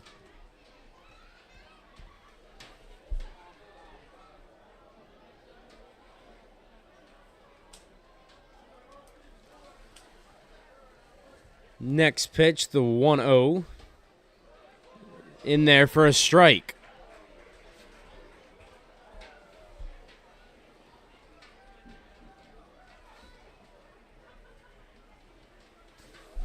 One ball, 1 strike. 1 out in the inning. Next pitch, in there for a strike. That one looks like it was a little questionable. Romek had to move that glove a lot.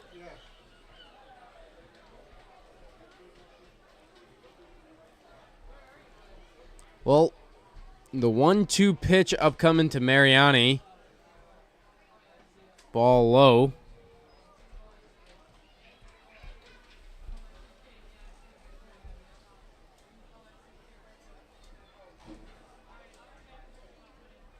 Two balls and 2 strikes. Next pitch, swung on and missed. Force. Well, it looks like might have been fouled. Mariani staying alive.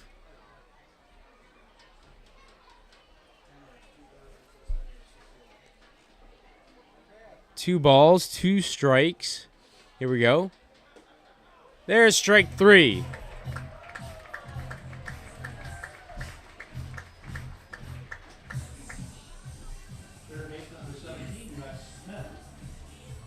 Rex Smith coming on. Still 2 runners in scoring position.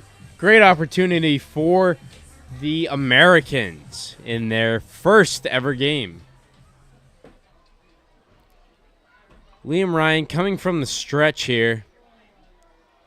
Lifts his leg, comes to the plate, inside to Rex Smith for a ball.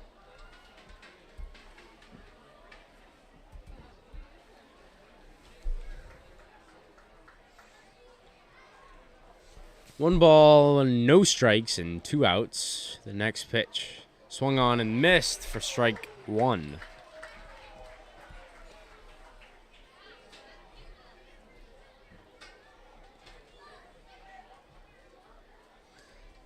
One. Here's the delivery. Inside, that one bounces away. Here comes the runner to the plate. And now it's a 1-run game here at Dwyer. Yeah, just waiting for the Americans to kind of come alive and knock off the rust. Of course, the first game, they fight back, put up a 5 spot here with another runner only 90 feet away. We got ourselves a ball game again. And that tying run is on third, Carson. Sir, yep. Yes, you. Next pitch, inside for a ball.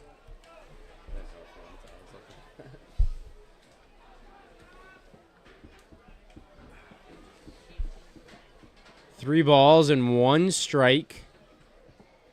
The 3-1 offering from Ryan. That one's fouled off.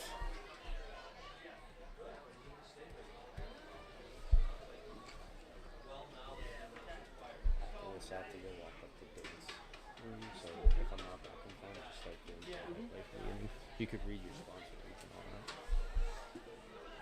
Full count, 2 outs. Here's the pitch. Swung on and missed, and that's a strikeout. Ryan gets out of it. But the Americans put 5 on the board on the Muckdogs, and we got a 1-run game here at Dwyer Stadium. We'll be back after a few words from the Niagara Falls sponsors.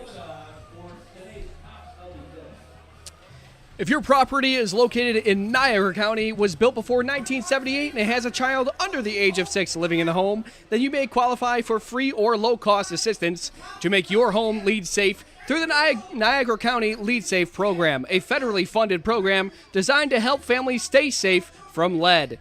Contact us today to see if you qualify at 716-278-8269 or visit us on the web at niagaracounty.com and search Lead Safe. Come be a part of the Niagara Falls family. Season tickets start as low as $99. Call 716-215-6161 today. And a great reminder, don't forget the first ever Niagara Falls Americans home opener will be at Sal Magley Stadium next Friday, June 7th at 6:35 p.m. with post-game fireworks presented by Seneca Niagara Resort and Casino. For tickets, call 716-215-6161 or visit us at NiagaraFallsAmericans.com. A thank you to our sponsors, Bully Hill Vineyards, Alliance Niagara Federal Credit Union, Casella, Chris Robbins, Niagara County Legislator, Coca-Cola, Davis Ulmer, First Choice, FCU, Geico, Grand New Flag, Ironworkers, Local 9, Johnny Ryan Soda, Laborers, Local 91, National Guard, Niagara County Lead Program, Niagara Falls Teachers Union, Red Robin, Sammy's Pizza, Seneca Niagara Resort and Casino, Swift Current Eatery, Tops, Tropical Heating and Cooling, Wegmans, and finally, Wright Beverages.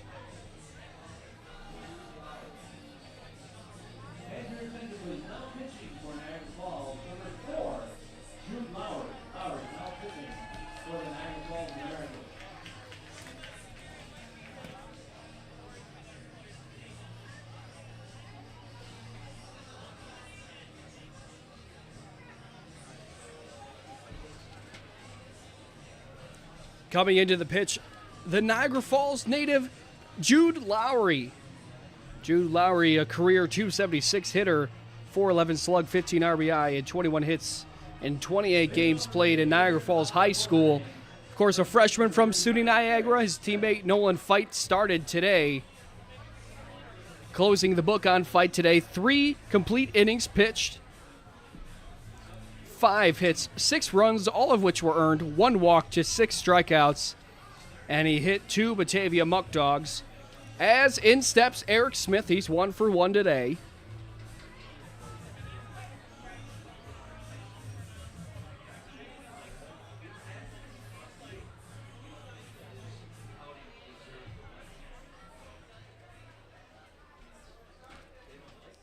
Lowry comes set. His first pitch of the day is upstairs, ball 1. I got to remind you of the defense. Outfield left to right is Parker, Hollins, and Boyle. Rex Smith at the hot corner. Dom Mariani at shortstop. Miles at second. Graydon Miller at first. As that pitch is fouled off straight back. Sammy Kontakis will be the battery mate for now. Jude Lowry, the Niagara Falls native, working a 1-1 count against the first baseman Eric Smith, 1 for 1 today in the left-handed batter's box. Lowry comes set, gets the sign. The 1-1 is fouled off down the right field line and will go just in front of the Americans' bullpen. And Austin's just back in time. Thanks for covering for me.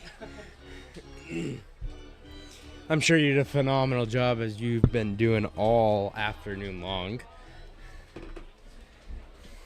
We got Eric Smith up 1-2. Ball low. Jude Lowry, the new pitcher for the Americans.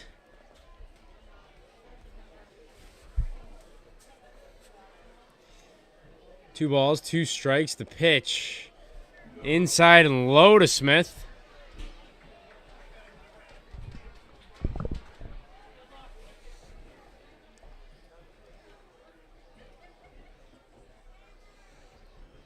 Three balls, 2 strikes, full count. Pitch to Smith. Swung on and fouled off of Smith's foot.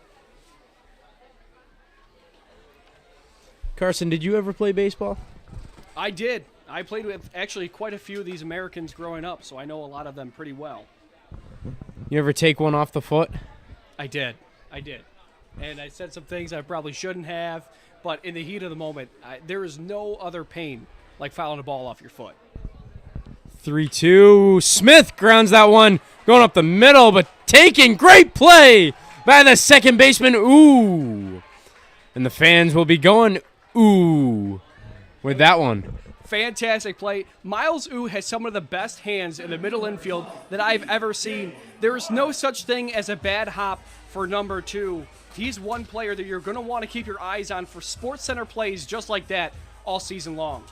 That brings up TJ Morris with 1 out in the inning. You're going back to our baseball talk. What position did you play? I was a second baseman just like my roommate Miles and I also pitched pretty well as well. I could never pitch. I was a catcher. It was a lot of strain on your knees, just as you'd expect. 1 ball, 1 strike to Morris.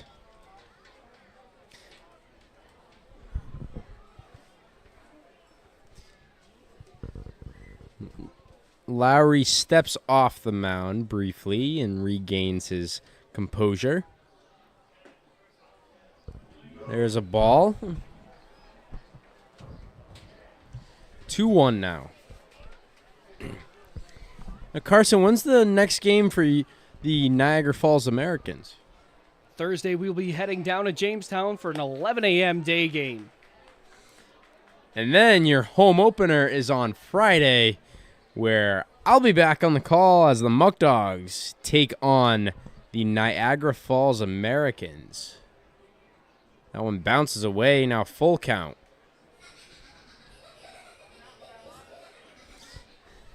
What can you tell me about your stadium over there in Niagara? So Niagara Falls Stadium was originally a football stadium built in 1939. So therefore, it'll hold 4,000 people as that ball is grounded over to Graydon Miller at first. He'll toss it over to Jude Lowry for the second out of the inning. A big stadium that we're looking to pack. I know the fans are a-buzzing in Niagara Falls. A lot of our sponsors are going to be there as we've been giving out tickets to them and their families. So we're super excited to have everyone there, and you can't have a bad day with fireworks on the post game. Now, I believe there's a special going on. I don't know if you've heard that or not, but Muckdog season ticket holders will be able to get access through their season tickets to go pack the American Stadium on Friday. Yeah, it's going to be a great time. We're super excited, and I know all home openers are special, especially if it's your first one. And what a privilege you have this season for being the play-by-play broadcaster out there in Niagara for the Americans. I mean, just talk a little bit about your history so far and everything you've done up until this point. Yeah, so I'm going into my last semester at Niagara University, so I get to stay in my own dorm over the summer, which is super awesome. I've got some roommates that came into the apartment. I'm calling baseball, softball on ESPN+. I'll also call local football with Western New York Athletics and the NFHS Network. My highlight was calling a game at the Bill Stadium as that ball is driven out to center field. Jake Hollins is going to have a play, and that'll be the inning. We'll continue the conversation at the next inning. Well, with that stoppage and everything going on, well, flipping it over to the top half of the inning. 6-5 game.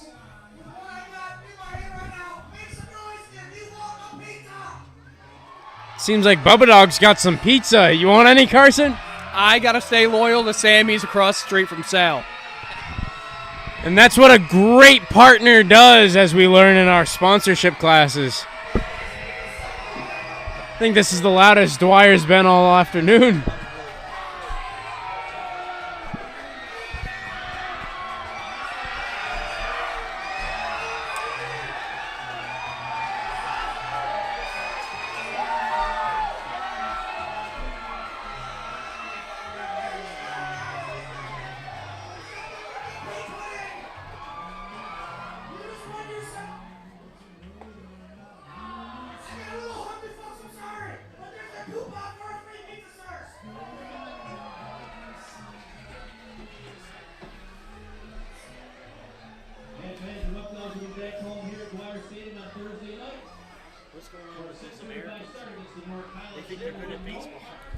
Fans, we got our one of our owners here, Mark Witt, on the camera right behind us. You got anything to say about today's game, Mark? It's a wet one. It's a fun one. We got a great crowd. Come on out. I think our next home game's Thursday for No Farm, No Food night. And then on Friday, the Niagara Falls Americans will have their home opener against the Batavia Muckdogs. Oh, yeah, that's good. One post-game fireworks courtesy of Seneca Niagara Resort and Casino.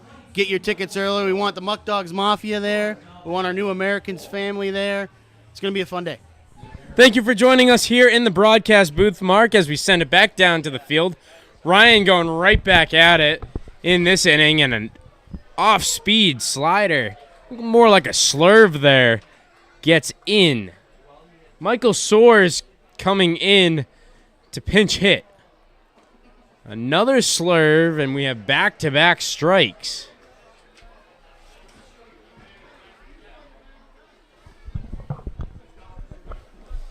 Oh-2 pitch from Ryan.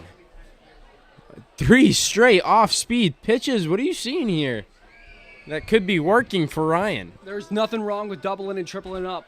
Fastball inside here. Yeah, you got the fastball, right? It was just low and outside. Next pitch from Ryan. He starts his windup. Fastball outside again. Looks like he just tried outside after outside pitch to get the strikeout.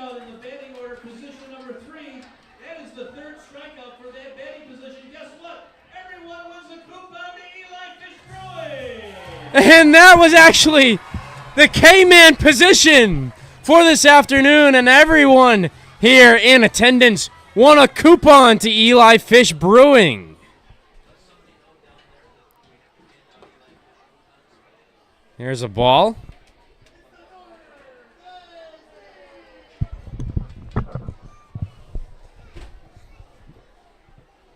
The 0-1. 2-0, I believe, actually. I don't think that first one was a strike. Yeah, 2-0.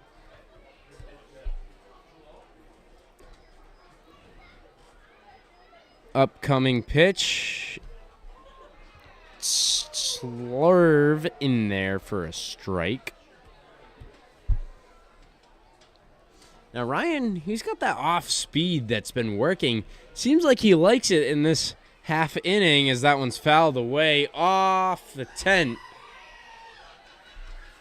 And I don't know if anyone on the broadcast heard that. We had a scream coming, but luckily that was from the overhead speakers as opposed to any of the fans down here.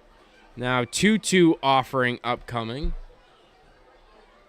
And it looks like it hit him.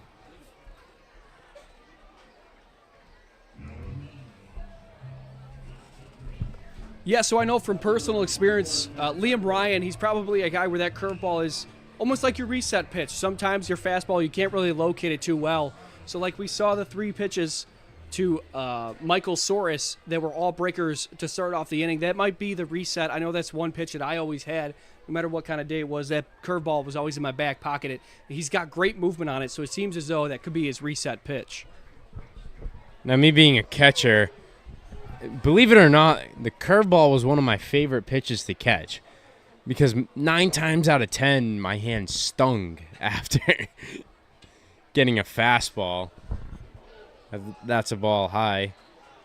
Now, I was pitching, I was catching, rather, for a few years. One of the kids that I caught went on to play for the University of Tennessee, and another one is pitching at Husson University up in Maine. 1-2. Ball low. That one bounces away. The runner stays.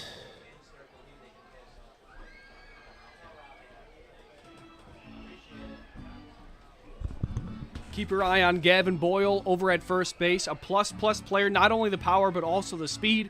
19 stolen bases for the Thunderwolves this season in 58 games. And you mentioned the speed.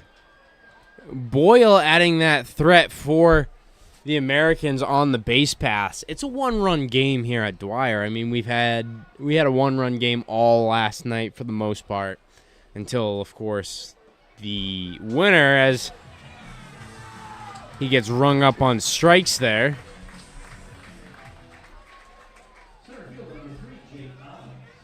Jake Hollins coming up with 2 outs in the inning. The Americans trailing 1. An odd combination walking by right now for one of the fans. He's wearing a Bills shirt and a Red Sox hat. You know, I don't know if you're from this area, Carson, but I didn't think anybody from Buffalo was too particularly fond of Boston teams. Not for football, that's for sure, but I know a good amount of Medina guys, not too far here from Batavia, are Boston guys. I grew up a Cubs fan, so I couldn't really attest to the New York Yankees or the Toronto Blue Jays fandom. It's kind of a mix in Buffalo. Now, as for me, growing up in the Cape, as he gets hit, now 2 runners on.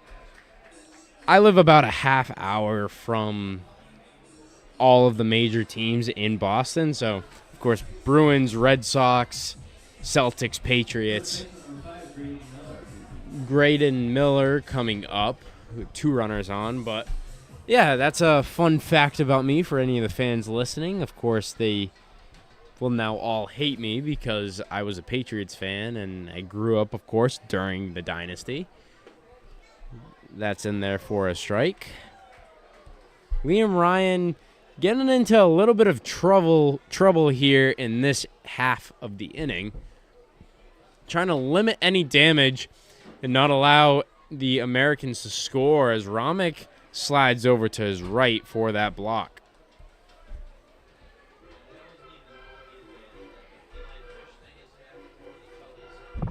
Last time Graydon Miller was in this situation, had an RBI single to start off the scoring party in the top of the 4th. High fastball gets him swinging and missing.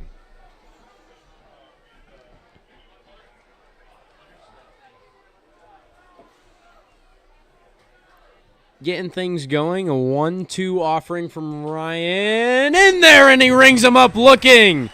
Gets out of the jam, and Liam Ryan fired up coming off the field. The Muckdogs hold the Americans to no runs with 2 runners stranded. All right, any fans, 12 letter, please report with third baseline for the Red Corporation Kids Run. After the 5th As we get ready for the kid run here at Dwyer Stadium, we'll get a word from one of our sponsors. Jeez, this guy stinks. Go to the bullpen. Ready? Me?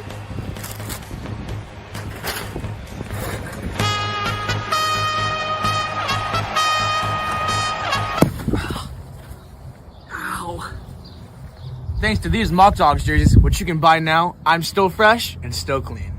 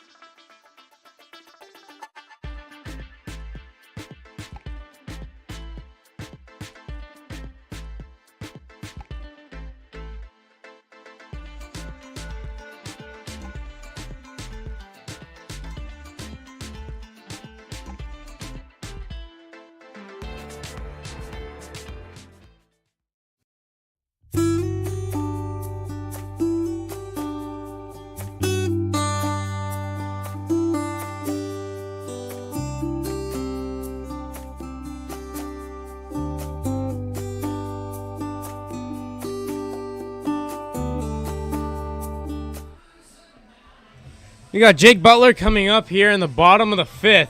New catcher in the game for the Americans, and that's Dalton Harper out of Buffalo, New York. Now, Dalton Harper, that last name sounds a little familiar. Can you tell me anything about him, Carson? Yeah, I know a good amount of him. He's my little brother coming out from Georgia Southern University. Wanted to come home for the summer, so it's pretty awesome that, just like the Nichols like to do, we keep it a family as well. So it's a lot easier. Mom, dad, grandma, grandpa, they don't have to watch 2 streams. They get 1 game at one time. Next pitch, Butler lays down that bunt. Small ball action from Coach Martinez, and Butler is out at first.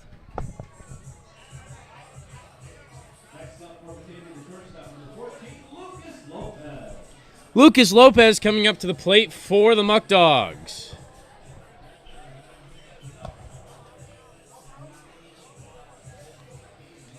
Lopez played well so far in this one.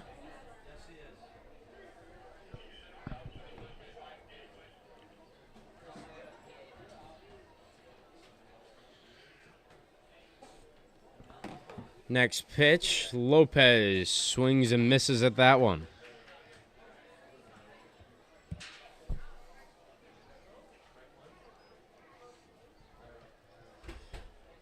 No balls, 1 strike, 1 out. Ball low. His last plate appearance, he grounded out to Ooh at second base, and that's where Ooh had a great play at second. That one's a drive to left center, and Lopez is back on the base pass. It looks like he's going to 2. And a double for Lucas Lopez, being aggressive on the base pass. That's good old-fashioned. I like to call them Ichiro doubles, a hustle double. I love the adjustment from Lopez. He rolls one over in the last at-bat, grounded one out to Ooh, and then he goes the other way. It's a great gap-to-gap approach and drives a baseball up in the zone and helps out the slugging percentage with that hustle double. James Mason batting now for the Muckdogs.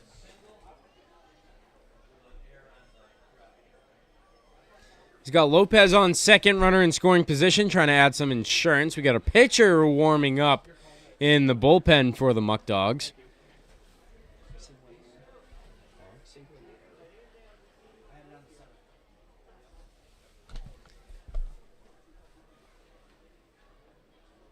Here's the pitch. In there for a strike. Guys, we're going to give Lopez a single and then an error on the center fielder. Thank you. So a correction for the stats. Lucas Lopez had a single and the center fielder was credited with the error as that's a strike. 0-2 now.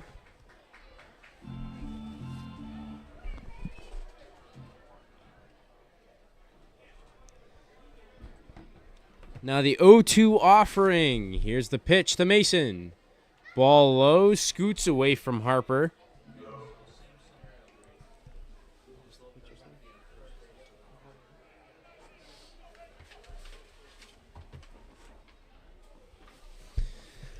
Lowry resetting. Mason facing a 1-2 count with one out. That one's popped up and out of play.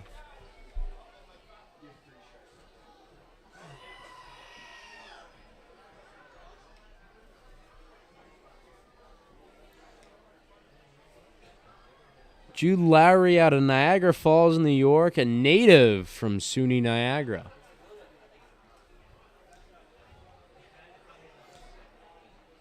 Mason facing this offering, takes it for a ball. Now 2-2. Greco on deck for the Muckdogs.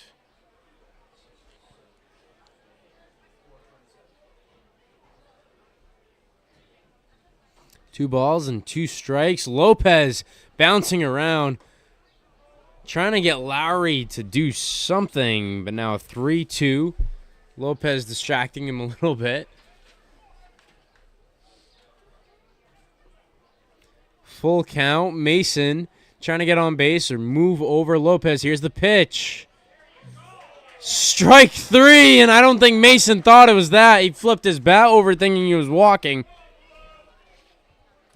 Now 2 outs in the inning. That brings up Greco.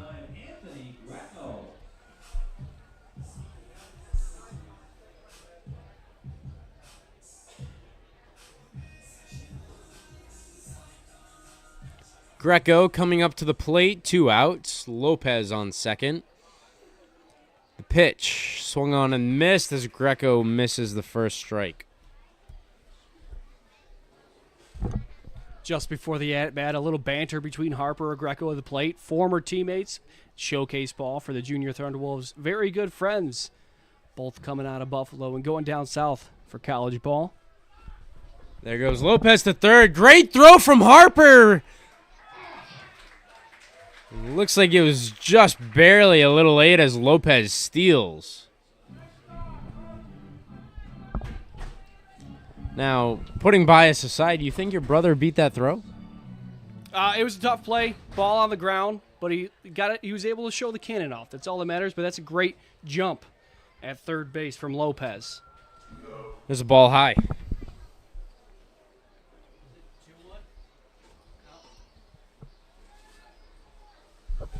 Two balls, one strike with Greco up to the plate. Here's the pitch. Ball high for ball 3.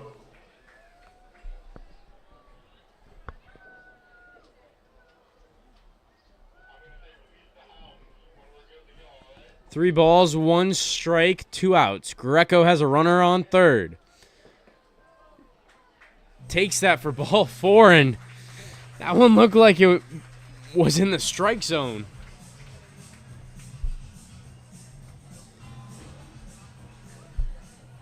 Now coming up for the Muckdogs is Cooper Romick. Romick struck out in his last plate appearance.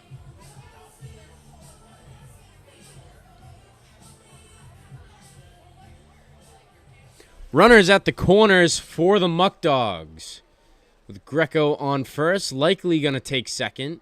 Romick drives that one to deep right center field. Still going a diving play. But that one falls, and Romick rounds second, going to third. Slides in for a 2 RBI triple. Yeah, Romick gets a pitch up in the zone, keeps the hands flat, drives a ball into right center, and with all the wheels of Gavin Boyle in full out stretch, just gets past him, and a huge triple to put momentum back on the Muckdog side. Originally thought that one fell into Boyle's glove. He made a fantastic effort at that one, just barely out of his reach. Now that brings up the right fielder, Sean Pope, with a runner at third.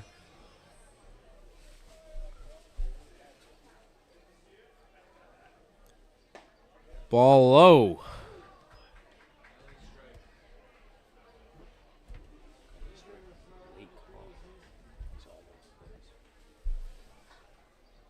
Oh, 1. That one bounces away from Harper, and here, well, it looks like it hit him, actually.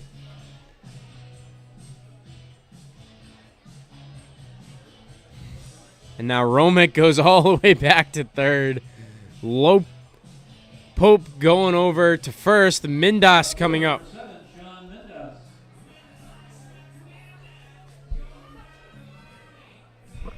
Got a right-handed arm populating the Americans bullpen. Jude Lowry now just threw his 35th pitch of the contest.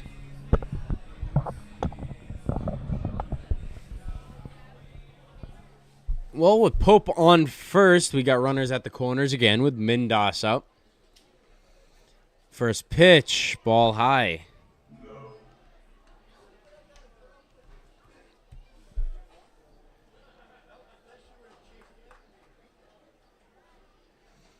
Now 1 ball, no strikes. Runners at the corner still. Ball bounces, and Harper gets up for the stop.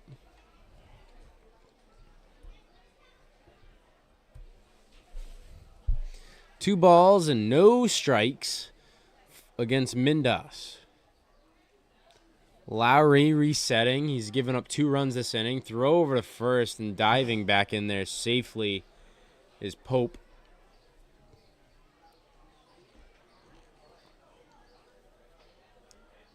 Now the 2-0 offering from Lowry. Swung on and fouled by Mindas.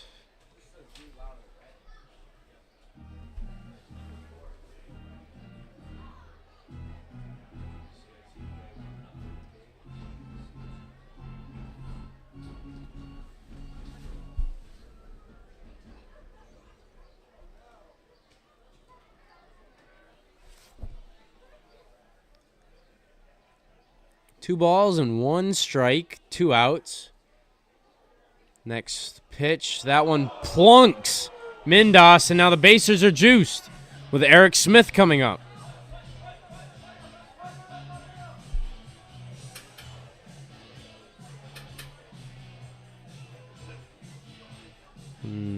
Niagara's coach will go have a word with him.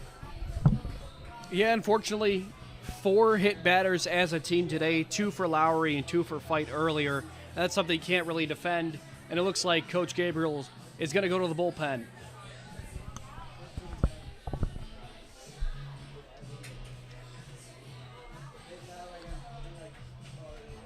With the call to the pen from Coach Gabriel, we'll get a word from our bullpen call to the pen sponsor. Batavia Downs Gaming and Hotel is a casino, hotel, resort, and a half-mile horse track with live horse racing from July to December.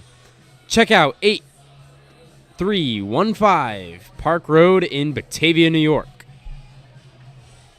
And with that, we'll take a short break.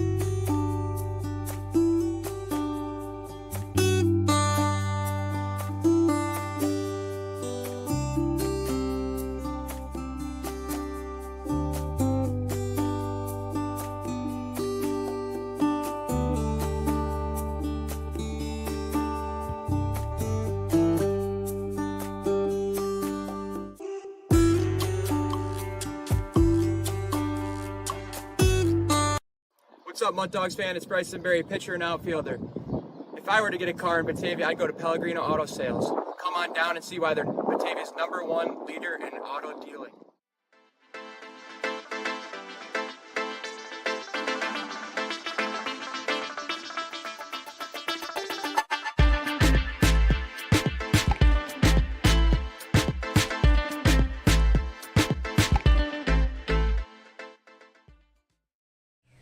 Aiden Paul out on the mound for the Americans here in the bottom half of the inning. Eric Smith up to the plate for the Muckdogs, looking to drive in the runners with the bases loaded.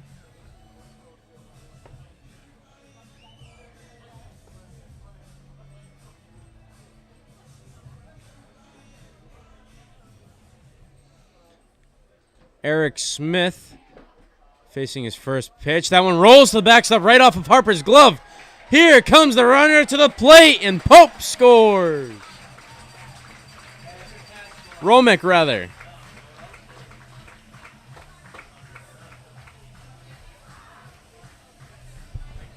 Yeah, we saw a couple warm-ups from Aiden Paul kind of get away from him, and that was the same miss up and arm side. And another run for the Muckdogs here in the bottom of the 5th. Pope on third and Mindas on second. Smith facing a 1-0 count. There's a strike.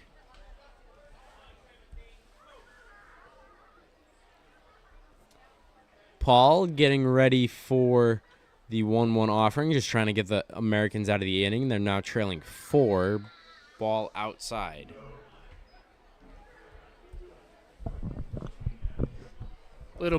Little bit about Aiden Paul from not too far Medina, New York. The third straight SUNY Niagara pitcher today holds the New York State High School Section 6 record in single-season strikeouts at 140, as now he's one strike away from his first with the Americans.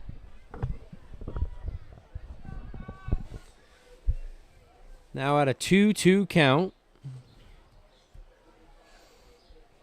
With 2 outs, just trying to get out of this. Limiting the damage. The 2-2 pitch. Swung on and missed from Smith. Actually tipped.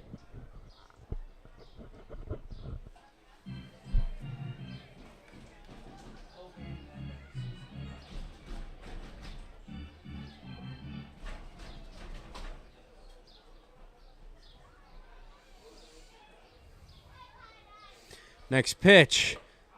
Check swing, and he went. And there's that first strikeout you were talking about. For Batavia in the bottom of the 5th inning, 3 runs. On 2 hits, there was 1 error. Guys, I want to release these unruly children. Clear the field as fast as possible. They're coming out right now. Oh, kid just ate it. And now we have kids running around the field. Not as many as last night, but And this is the Grand Corporation Kids Run. Let's give all the kids a big hand.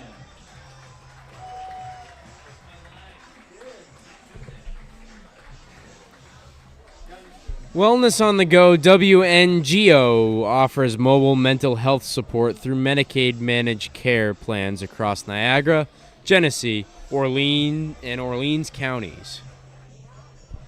For more information or to make a referral, call us at 585-345-0448.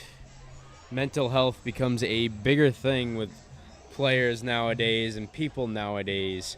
So if you need assistance, please call for help at 585-345-0448. Has your child been tested for lead? The only way to know if your child has lead poisoning is to get them tested. All children should be tested at ages 1 and 2. Talk to your healthcare provider or the lead poisoning prevention staff from the Genesee County Health Department at 585-344-2580 about a blood lead test for your child today, or for more information on transportation to get tested. Really like what we're seeing here today. Nice competitive game. What are you seeing from your Muckdogs? The Muckdogs getting a lot of good hits, a lot of timely hits. The pitching has pitched well as we actually have a pitching change. Michael Pedraza coming out for the Muckdogs. So now with that pitching change in Pedraza, looking for the Muckdogs just to hold down the fort. You have insurance with those 4 runs, and now you just need to make sure that you limit Niagara as to what they've done. We have a good offensive game here from both teams, of course, and Niagara coming through with clutch hits as of late, as you mentioned earlier, shaking off that rust and everything. And they're just going at it. They're battling. Both teams are fighting, and so far it's been the Muckdogs that have just been coming through with the hits with runners on base and runners in scoring position. Now I'll flip that question on you. What have you seen from your Americans? I like what I'm seeing, the adjustments, especially from the lineup. Pitching, honestly, just less pitches. Get yourself a lot more ground ball pitches. Get yourself out of innings quicker. And we've been down 4 before and came back. So 9-5 is not too steep of a hill. But we've got a pretty good game going on. And I think the momentum from last night for the Muckdogs is playing dividends right here because this has been huge. You can tell these guys are kind of rolling to start the season. Oh, we'll flip it around as Pedraza's first pitch is in there for a strike. He's facing off against Chris Kramer right now. And there will be a pinch hitter upcoming for the Americans with their next hitter. Isaiah Scott out of Toronto, Ontario will be coming up for the Americans. 0-2 now from Pedraza. That one bounces away from Romick. A drop third strike thrown over to Smith at first, and there's the first out of the inning. And now, as I mentioned, here comes Isaiah Scott coming up. What can you tell me about the lefty? Yeah. Isaiah Scott bats left, throws right, 5'11", 195, a freshman from Toronto, Ontario. Plays for Iowa Central Community College, a really big community college out in the Big Sky country. With the Tritons in 2024, he had a 240 average, 6 hits, 3 doubles, 7 RBIs, a 480 slug in 15 games. And his first collegiate home run came against Iowa Lake Community College on April 3rd in a 34-7 win against the Lakers. So he's probably one that you're going to want to get offense started as he looks at ball 1 upstairs.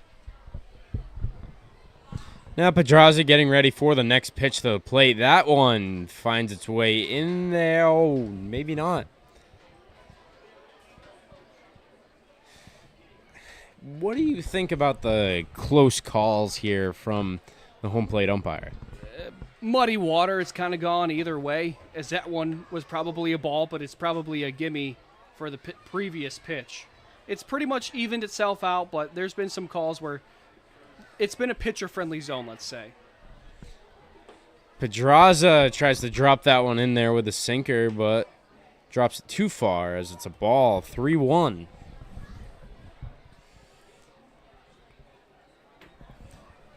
Now 3 balls, 1 strike. Pedraza battling back. That one's low for ball 4.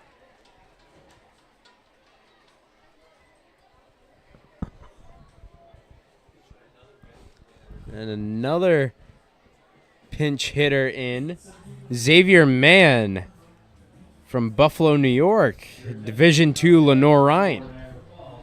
Xavier Mann, another close friend of ours. Great baseball player, even better human being. One of the Mann family is one of the nicest families you will ever meet. So if you see him out at the game, Americans fans, go say hi to his dad, Mike. Pedraza has a runner on first, 1 out. Getting ready for the first pitch to Mann. There's a strike.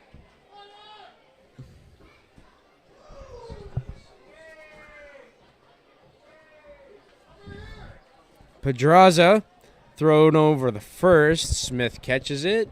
In there safely is Scott.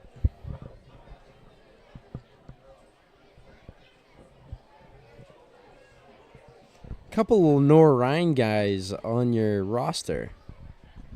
Yeah, and just sent our buddy Andrew Stillinger from SUNY Niagara down there for next year. So a good pipeline from Western New York. 0-2 now against Man. Pedraza getting ready with the 2-strike pitch, but he throws over to Smith. Ooh, and Smith thought he got him. It was a nice pick over at first.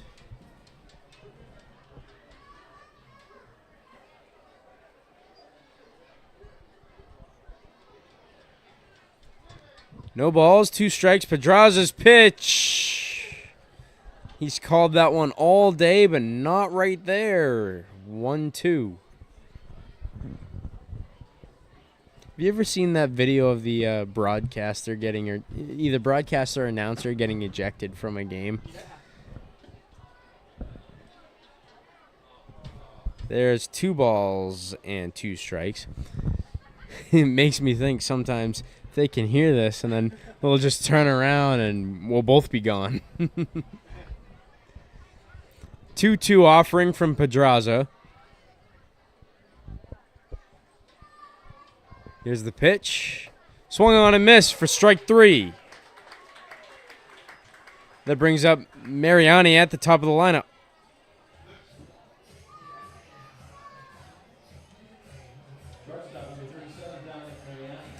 Dominic Mariani has Scott on first with 2 outs in the top of the 6th.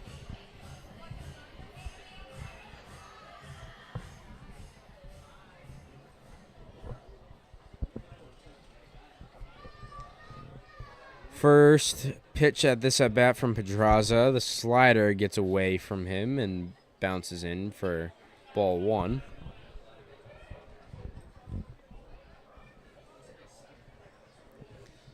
Now 1 ball and no strikes and 2 outs in the inning. Pedraza's pitch is high for ball 2.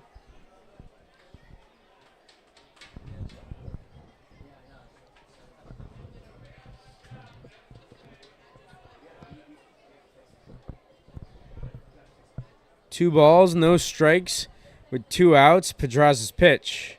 Another high one, this time near the face of Mariani for the 3rd straight ball.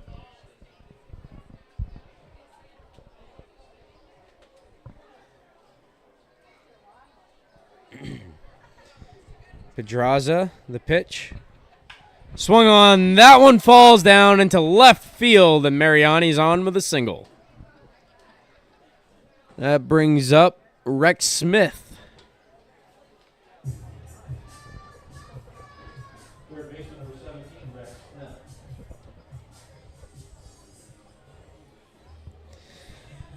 Runners on first and second. The Americans trying to have a 2-out rally here. Pedraza getting ready for this pitch. Ball outside.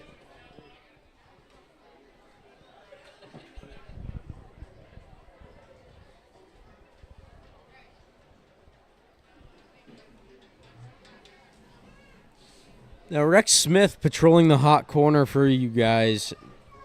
Has been productive at the plate so far. Yeah, 1 for 3 today. I know talking to him at the cage yesterday, he's a guy that just loves talking ball, a very intelligent ball player. But, you know, all those lefties had those sweet swings, and he is certainly one of those. Now Pedraza facing a 2-0 count.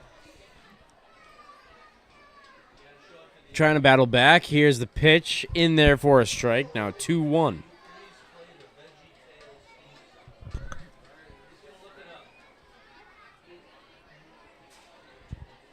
Now, I don't have the sponsor read for this one. But Pedraza getting ready with this 2-1. Bounces away from Romick. Thrown down to third. Butler dives away. Picked up by Mindas, and he'll just throw it in. But the throwing error gets a runner across, and the Americans down by 3.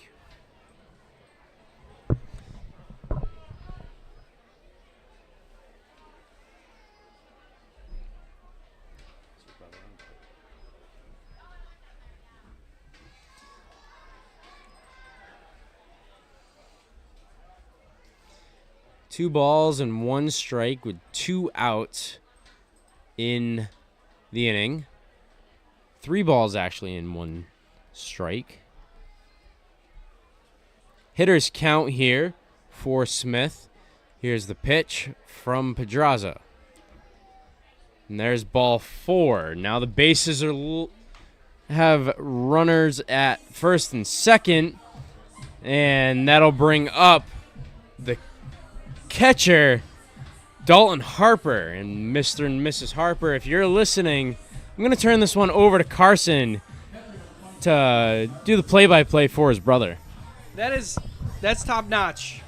Austin, that's pretty cool. Dalton Harper stepping into his first at-bat of the season. It's Smith on first, Mariani at second. Pedraza comes set.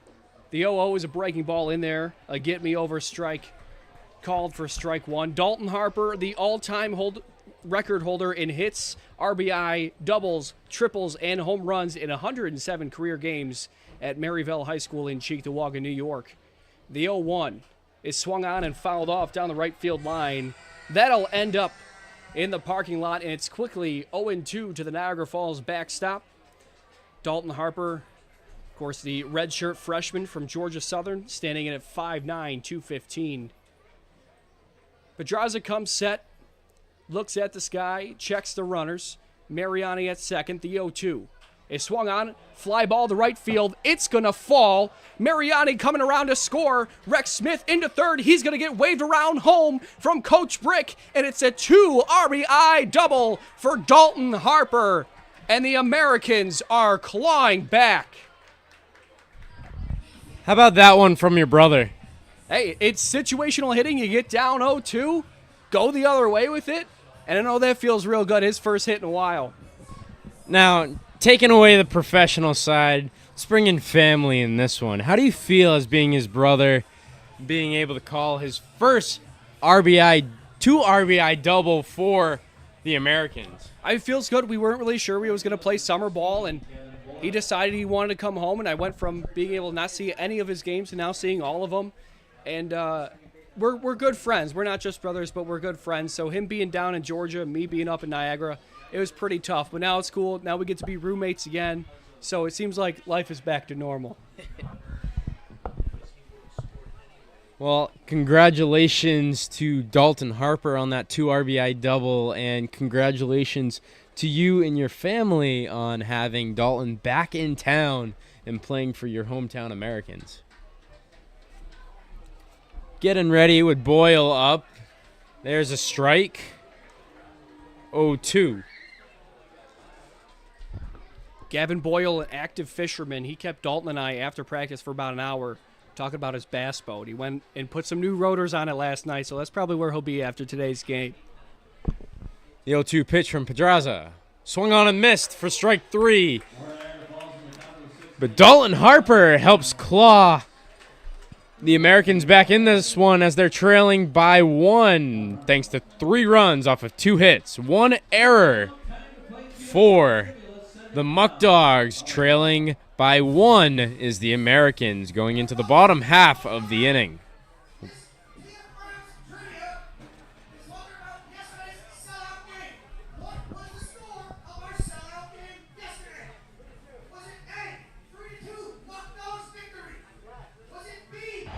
Jeez, this guy stinks.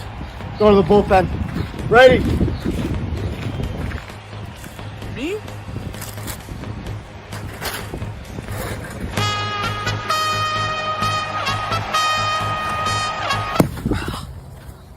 Ow. Thanks to these Muckdogs jerseys, which you can buy now, I'm still fresh and still clean.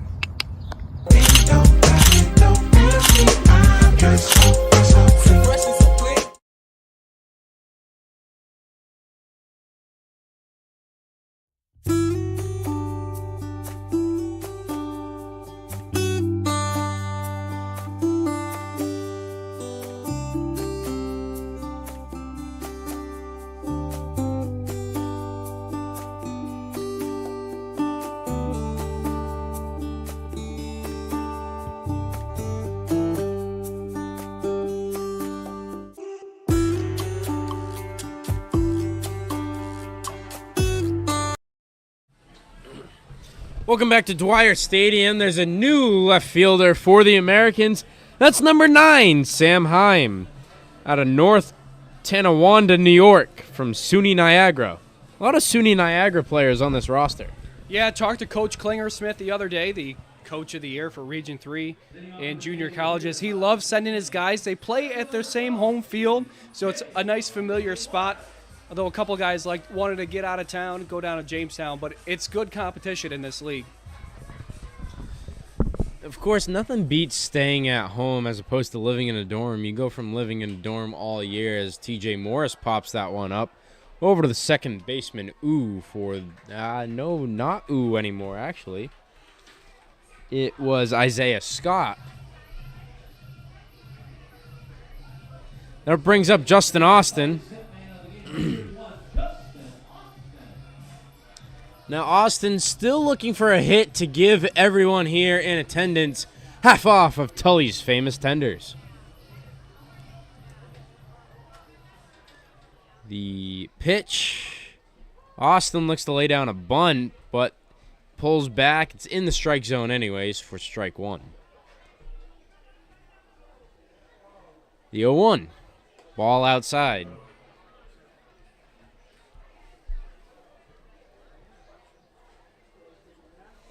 Now 1 ball, 1 strike in there for strike 2.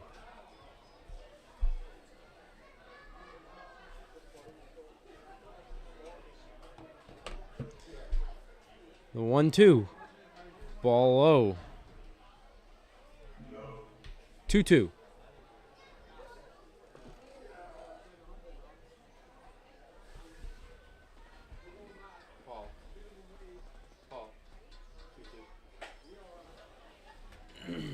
Now 3-2.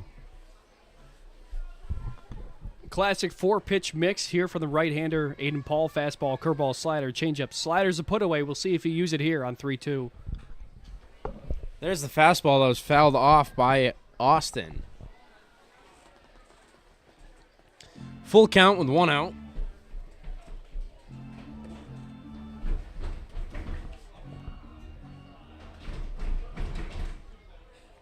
Here's the pitch. Swung on out into middle ground and left center for the out.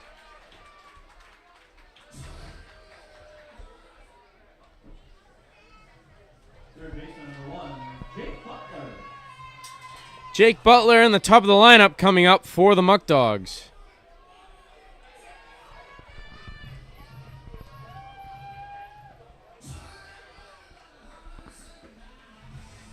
Two outs, and I have no balls up there. There's a strike. So right now, we're still working out some bugs with the program here. We're using OBS for the broadcasts, as that's a ball. And haven't quite figured out how to keep track of balls and strikes without erasing it and typing it right back in. That's popped up where going over is the first baseman, Miller, for the out.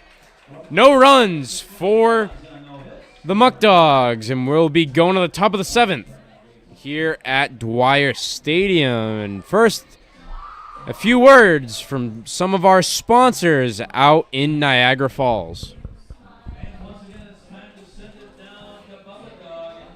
A friendly reminder, our opening night is next Friday. Don't forget the first ever Niagara Falls Americans home opener will be at Sal Magley Stadium Friday, June 7th, 6:30, with post-game fireworks presented by Seneca Niagara Resort and Casino. For tickets, call 716-215-6161. Looking for a taste of Niagara Falls? Check out Sammy's Pizza on Hyde Park Boulevard for a taste that has been perfected over 3 generations. Try the original half-tray pizza that has become a staple in the Niagara Falls community for nearly 60 years. Sammy's Pizza, 1400 Hyde Park Boulevard, across the street from Sal Magley Stadium. Give them a call at 716-297-8442. This season, you can connect with the Americans like never before with exclusive content on all of our social media platforms. Make sure you follow us on Facebook, Instagram, Twitter, and TikTok, where our Player of the Game interview will happen later today.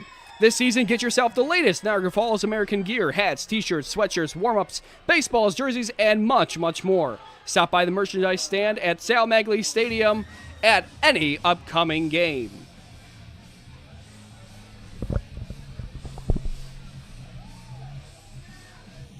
Sam Heim coming up for the Niagara Falls Americans. Sending it back to the booth real quick. Carson right here did a great job for his play-by-play on his brothers at 2 RBI double. Just wanted to give him a shout out and put a name to the face right here. Heim takes that one for a strike looking.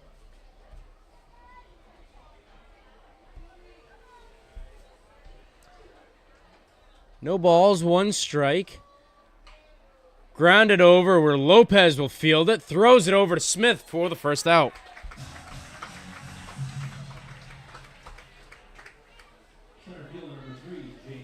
Jake Hollins coming up to the plate.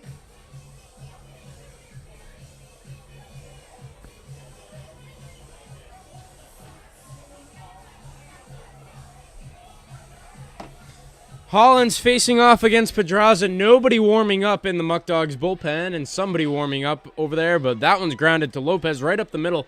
Taken, thrown first, diving is Smith for the out. Staying on the base, and Eric Smith. What a diving play to secure the out for Batavia. Tell you, if you're a young first baseman at home, take some notes from Eric Smith. He's putting on an absolute clinic on how to dig a ball out of the dirt and make a play for your shortstop for the second out of the inning. Graydon Miller coming up. Speaking of first basemen, Pedraza, his slider drops in for a strike.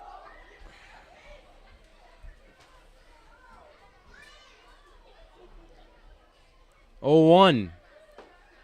Check swing. He did go. Strike 2. Could be a quick inning for Pedraza and the Muckdogs here.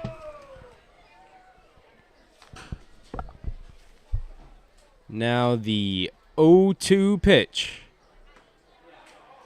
There he is. Strike 3, and that's the end of the inning. Pedraza, a quick one here as we're heading to the bottom half of the 7th.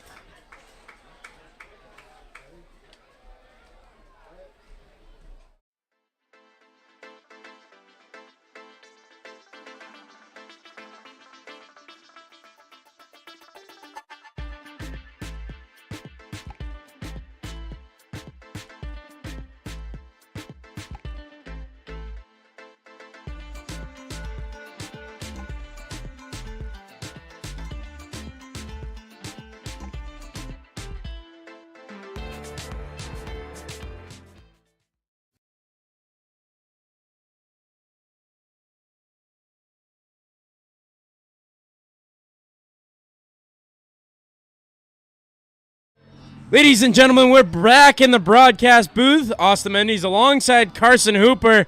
Look at who's behind us here in the broadcast booth. We got Bubba Dog. It's Bubba Dog, everybody. We got ourselves a ball game. All right, I've been viciously assaulted and insulted by children all game. That's no joke. They've been calling me fat, old, and slow. I don't know what's going on. All right, we got ourselves a ball game though. I believe it's 8-9 if our scoreboard could work. It is 8-9. Okay. Or 9-8. Right, whatever, potato, potato. All right, but I'm having fun. I'm losing my voice, and let's go Muckdogs, everybody. Go Dogs! I'll come back up here and help you guys broadcast the game. I don't know what I'm doing, but I'll do it.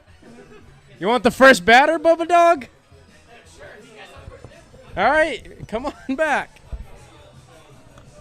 Looks like we might be getting Bubba Dog up in the booth doing a play-by-play, a special play-by-play appearance. So now that you've somewhat formally met him, what do you think, Carson? The amount of respect I have, that it's a job that I wouldn't be able to do, saying that he was verbally and physically assaulted by children all day. That's why teachers ought to be paid more, because the stuff you guys go through, you're a true American hero. Oh, yeah, dude. I love America. These children are amazing. What do you call it? It's a great job, you know. What do you got? I get to shout at the top of my lungs, give out free stuff, all right? What do you got? Yeah, I'm pretty sure I'm going to go deaf at the end of the season, though, because with all these ice creams and pizzas that people are trying to scream at me for. That one girl down there, she just kept screaming, dude. She did not stop at all, all right? But this has been a heck of a ball game so far. We got Mike Heilig coming up in to pitch for the Americans, and Lucas Lopez coming up to the plate. So we'll send it over to Bubba Dog for the play-by-play. All right, I don't know what I'm talking about, but this guy right here, number 14, he looks pretty good. Lucas Lopez. Okay, Lucas Lopez, everybody. This guy, he's got Tully's tenders on his helmet, everybody. Check that out. I had the Asian tenders this morning. They were pretty good. I mean, it was late lunch. I don't know. It was a bad night last night, and Oscar knows. All right, folks, let's see what we got here. Oh, that's a foul ball. Watch your cars, folks. So far, oh, they switched the pitchers out. Yeah, that number 000 guy, he was not doing good. Who's that guy's name? Nolan Feidt, however you say that guy. Yeah, Feidt? Yeah, no, that guy was doing terrible. We got Mike Heilig up. Nope, that's another foul ball. If that fence wasn't there, our children would have died. Yeah, exactly, the window breaking sound, folks. I don't know if you could hear it, but I heard it. What do we do? What do we do here, Austin? I don't know what you do all day. 0-2 to Lucas Lopez. That's not good. In there for And strike 3. he's out of here. That's not good for us. That's 1 out, folks. I know that part. I know that, all right? So the count now is 0-0, folks. 1 out. Nobody's on base. Skip Martinez looking good, as always, along with Khalid Cox. Khalid Cox, the assistant coach for the Muckdogs. Now coming up to the plate for the Muckdogs is James Mason. Ooh, yes. See this guy. He's got a solid wood bat, looks like. There's a ball high. Is that a fastball or was that a slider? That pitcher's arm has got to be destroyed by the time he's 30. Folks, he's all the way back here. I don't know if you can see it. That shoulder's got to be done, all right? Look at that. Oh, that's a foul ball. No, that hit the top of the roof. Folks, I hope you're enjoying this as much as Carson and I are. See, folks, I told you I don't know what I'm doing, but I'm doing it well, all right? That's all I know. Now, Bubba Dog from Fort Knox, Kentucky. He doesn't know much about baseball, but, man, does he know a lot about farming. Oh, yeah. Cows, horses, chickens. Oh, that pitch almost took out that man's femur. And I pretty much grew up a farm life my whole life, Austin, all right? It was nobody around for miles. A lot of lonely nights. Is that why you surround yourself with thousands of people every night? Yes, to fill in the void of my childhood. All right, the count is now 2-2, folks. Or is it 3-2? It's 2-2. All right, yeah, that board is not good. So, yeah, it's 2-2 with 1 out. Let's see what happens. Nope, that's a ball. That pitcher's terrible. Get him out of here. Fans, just a disclaimer. It's all jokes from Bubba Dog here. Yeah, I have no idea what I'm doing up here, guys. All right, they told me to come do the play-by-play. It's folks, I'm sorry. This is Austin Cooper's fault. Oh, he fought. There we go. Oh, come on, make it. Dive. He's got to lay off for that one, folks. Now, it's 2 outs in the inning. That brings up Anthony Greco. Greco's new to the team. If you're going to explain the Batavia Muckdogs, his first game was last night, you're going to explain what they're about. What would you tell Anthony Greco? Oh, so far from what I've seen since I've been here, this is also my first season as well. Look at that. But going around this town, dude, it's all about family. It's about togetherness, dude. This whole town is amazing. This team is amazing. Robbie and Nelly, the owners, they're amazing. Mark, what do you got that? He's also an owner. Every single one of them are just amazing. It's team first, as they say, like that. It's definitely everybody together. It's all for one for all kind of thing. You know, it's amazing out here. Now, Bubba Dog, you done a good job entertaining the crowd here in Batavia as Coach Cox getting up there down the first base line. That man, he still can move, all right? He may not be there anymore. He's up there in age, but he can move still, folks. What's the count? 1-1. We got a 1-1 count here. Here's the pitch. Oh, that's a ball. I know that one, folks. Now, Bubba Dog, we were talking about the umpire and some questionable calls earlier. Do you think you'd go out there and argue for Coach Skip? Oh, if Skip told me to, hands down, I would jump in that field right now and get inside that blue man's face. All right, come on. Everybody knows everywhere referees and umpires are terrible. But you got that one guy, what is his name, Angel Hernandez or whatever his name is. That guy is absolutely terrible. Literally the worst umpire I've ever seen in my life. Well, this one guy, there's a guy I talked to in the crowd. He said one of the umpires that comes out, he is cross-eyed. Your one job is use your eyeballs, and one of them can't work. How do you call pitches the right way? Maybe this wasn't a good idea. Folks, again, this is Austin Mendy's fault. He told me to come up here. It's all part of the Now act. It's 3-2, folks. Oh, that's a ball. He's walking, folks. I think Bubba Dog will be walking soon. I mean, I'm done with the entertainment for tonight. So, what do you got? I've done all I can do. We got Cooper Romick coming up to the plate. Oh my God, Cooper, that man shares the same name as you. His name's Carson, Bubba Dog. Oh, my bad. Folks, I'm not good with names, all right? We're just putting that out there right now. Yeah, exactly. A lot of it's a lot of buddies, folks. Dwyer Stadium. Yeah, big guy. Go Dogs. Yeah, go Dogs. Ain't nothing better but the dogs. Nope, that's a strike. I know that one. That was down the middle. In there for a strike. Straight missile down the center. Folks, if that was me out there, I would have hit that. Shout out to Skip. Sign me up, buddy. We got a comedy show going on in the booth now. 0-1 upcoming to Romick. There's a ball low. That's a good eye. That right there, 47. He had a good eye. If that was me, I would have swung at that all day. That would've... How many at-bats do you think it'd take for you to get ahead? For me to get a hit, how many at-bats it would take for the Bubba Dog to get up there, I would say at least 5. I feel like I could hit it. I feel like these guys, this guy right here. Snap throw to first and he's safe. Oh, let's go. Look at that. That catcher, he's too slow. Look at that man. That man is a meatball. That's why he's there. He's not playing no other position, all right, folks? Bubba Dog, that's Carson's brother. Carson, I'm sorry, buddy, but 1 ball, 2 strikes. Looks like Harper didn't want to throw Greco out. There's 2-2. I don't know. I think he was scared of the umpire being in the way. If that was me, I would have smoked the umpire to make sure he called a fair game. All right, guys? 2 balls and 2 strikes with Romick up to the plate. He has a runner in scoring position. The Muckdogs trying to add some insurance, leading by 1. In and out of the glove of Harper. Yeah, buddy, your brother, I don't know how he got on this team, but he's not doing good. His whole job is to catch things, and he's not catching them, all right? Carson, I want you to understand this is all jokes. 100%. All good fun. I'm supposed to entertain the fans, but I can't entertain them here anymore, so I'm entertaining them at home now, folks. Oh, that's gone. Somebody's car's getting hit. Oh, that's a child. Folks, you didn't see it, but a small 3-year-old just got smoked in the head. That's a lie. I lied. That did not actually happen. But, yeah, full count upcoming against Romick. 2 outs. Runner in scoring position. He's going to have to fight this one off, folks. Or do nothing. Ball high. Let's go.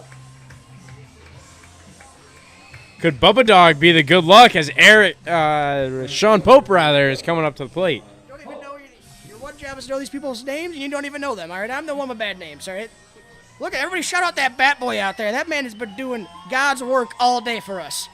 Look at that man. Everybody cheer for him at home, all right? That man, he is great. They're both of those ball boys. I talked to him earlier. He was over there with me over there. You were talking to him. He was a cool guy, all right, guys? Everybody give him a hand at home. Runners on first and second with Pope up to the plate. Facing off against Heilig. The pitch, ball high. See, I mean, if that was me, I would have hit that, all right? Come on, I would have been a strike down the middle if I was pitching it. That's the other thing, folks. You got to watch out. One of these games, I'm throwing a first pitch. It's going to be straight dead center, 80 miles an hour, at least. Hopefully I'm not at the receiving end. I mean, that's gonna hurt somebody if it hits them. I was telling Carson earlier that was a catcher back in my day. Oh, I could believe that one, Austin. Don't worry. 1 ball, 1 strike. 2 outs, folks. Let's see what happens. That's a foul ball, folks. Did that lady even move? I didn't think she flashed. That's nerves are still out. I would have been freaking out there. Could we possibly see Bubba Dog run across the field during the half of an inning? See, I might do that. You never know. It's not in my script, but I mean, hey, I could always freestyle and see what happens. And then I like keeping my job, though, so. That one's in there for a ball. Great stop by Harper behind the plate. This man's helmet fell off. You gotta wear that, dude. You're gonna nose break. Chicks don't break their broken noses, sorry. This guy up here, that's why he's up here. He doesn't have a camera on his face. He said, I only got the voice.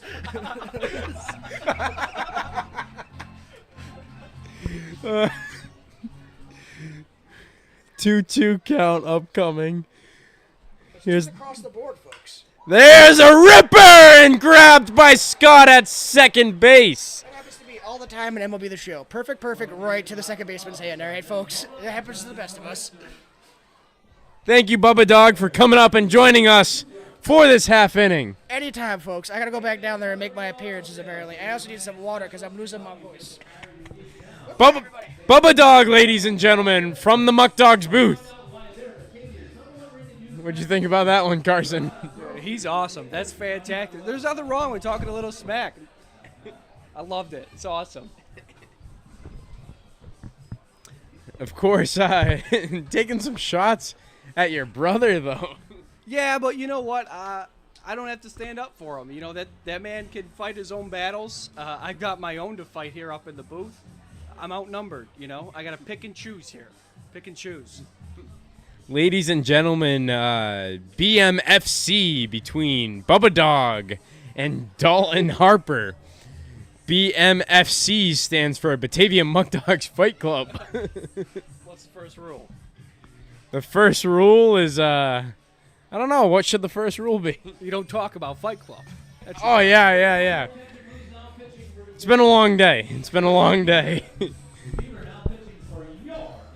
Garrett Beaver coming in for the Muckdogs in the top of the 8th. As we're back to somewhat of a normal broadcast with Bubba Dog out of the booth.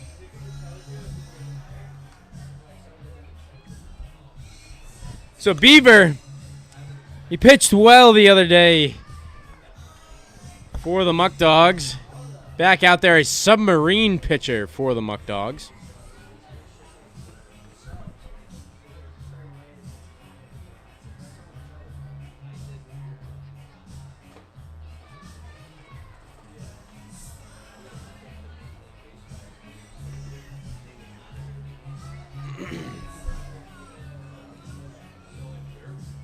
Getting things going here at Dwyer Stadium. It's a close game, ladies and gentlemen. Top of the 8th. Getting ready as the leadoff batter is Chris Kramer. Leading off for the Americans here at the top of the 8th inning after dinner. Chris Kramer. You know. Oh, you mean something.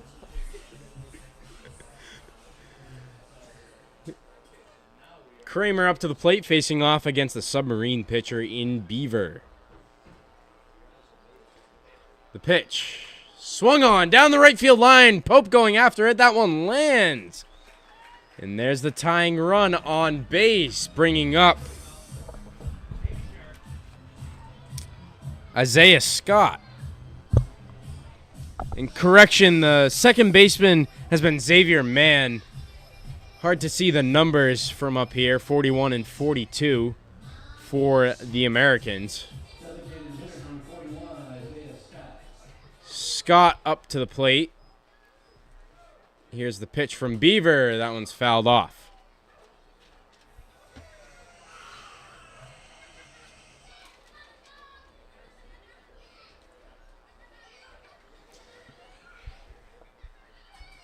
The runner on first, that represents the tying run for the Americans. There's a ball outside.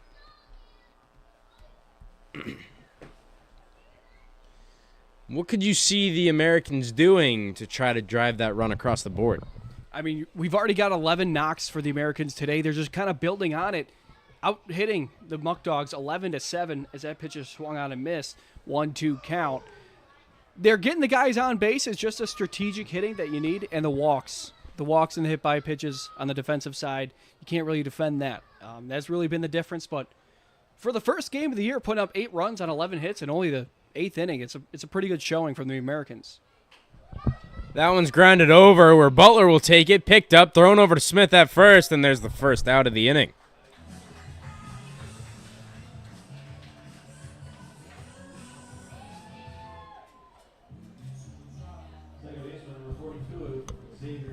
Xavier Mann, the second baseman, coming up to the plate. It's already 7 o'clock here. Day's been flying. I don't know if it's been like that for you having to travel here. We had a fantastic bus. A shout out to the Nichols family, the owners. My brother texted as soon as we got on the bus, this is the nicest bus I've ever been on. And that's a guy that's been to SEC fields. So we were riding in style. This day's really flying along. That's in there for a strike. Top of the lineup coming up with a runner on second base. Mann looking to move that runner over or score him. Beaver, the pitch. Swung on and missed by Mann for strike 2.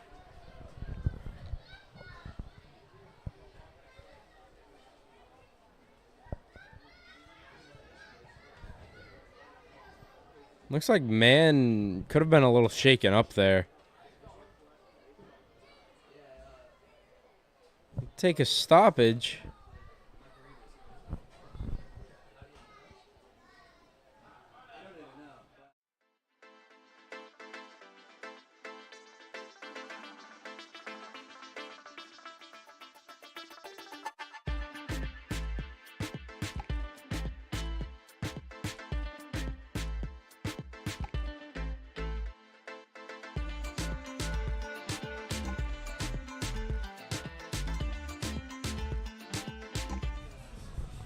Well, Xavier Mann is all right. It looks like he was just a little shaken up. Maybe a cramp, probably.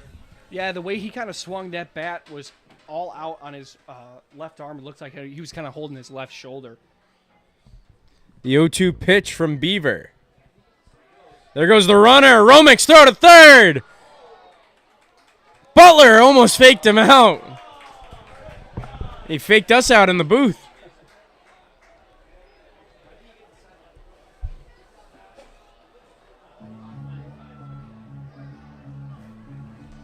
Now we're running. That tying run is on third base. We're in the top of the 8th here. Mann's just got to put it in play. A deep shot to the outfield could score him. Oh, that's strike 3. Wow.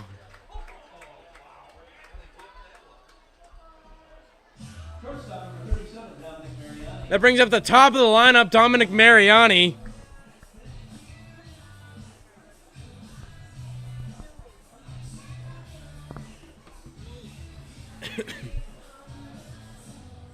He's looking to drive in that runner from third. The Americans trailing 1 run. Pitch from Beaver. That one's fouled off.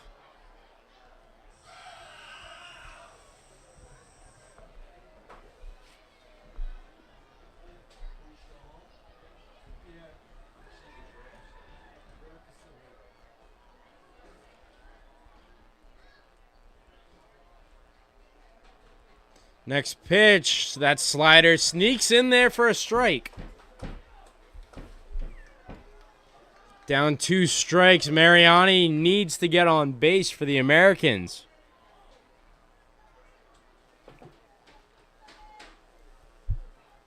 Beaver looking to strike him out here. Here's the pitch. Swung on. That one's going over to the right center gap. Chasing after it is a diving Morris. It's a catch! TJ Morris saves a run! What a play from the center fielder! Where's that ESPN Sports Center Top 10 music in the background? What a play as TJ Morris saves a run, the Salisbury player. We'll be going to the bottom half of the inning here at Dwyer, and thanks to Morris, the Muckdogs are still leading by 1.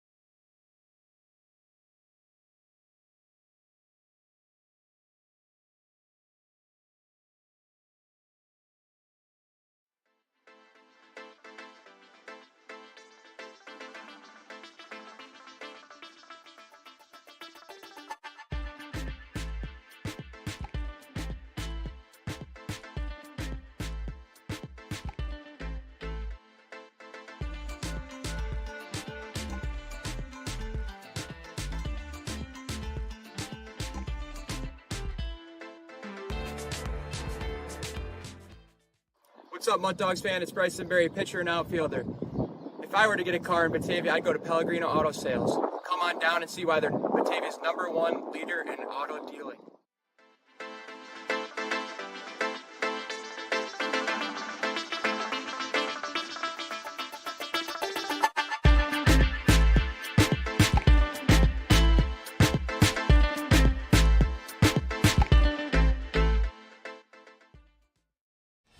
Welcome back to Dwyer Stadium as we have a new pitcher for the Niagara Falls Americans. It is number 22, Brandon Moore. What can we say about Brandon? Brandon Moore, a big old righty, 6'6", 225, the sophomore at Carolina University, hailing from St. Catharines, Ontario. Last year played for the Conway Cadets in the BCBL in South Carolina, and his younger brother Matthew plays Division II lacrosse at Bridgeport University in Bridgeport, Connecticut. Real great dude, loves talking pitching. Here, that first pitch from Moore going over the head of Mindas. You got some minion laughter going on. 1 ball, no strikes, and that hits him. Mindas not happy about that. That brings up Eric Smith.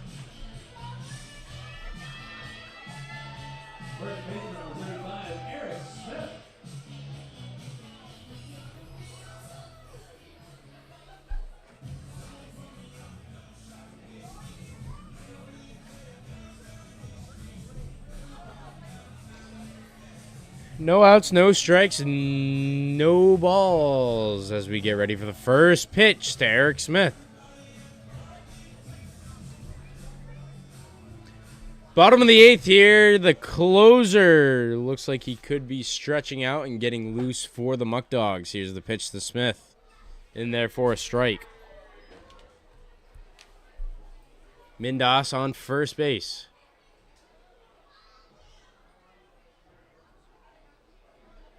No balls, 1 strike. Here's the pitch. Ball high.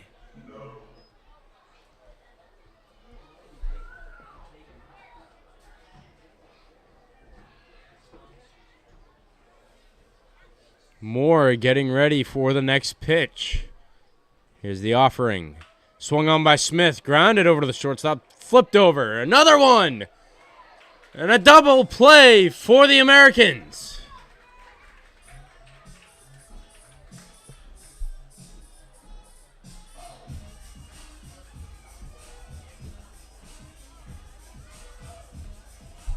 That'll bring up TJ Morris, who made a fantastic diving play in the outfield in the last half of the inning. Brandon Moore, the pitch. Inside to Morris.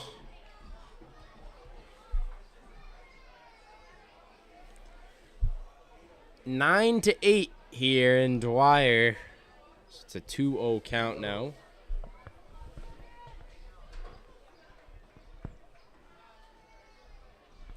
Moore, the next pitch to Morris. 3 straight inside pitches to Morris.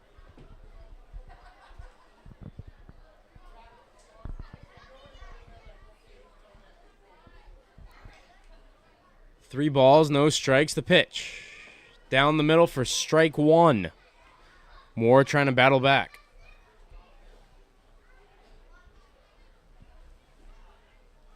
The next pitch inside, and that's a walk.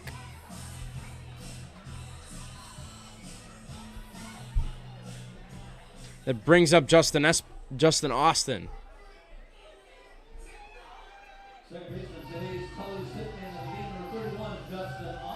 Justin Austin still needs that hit.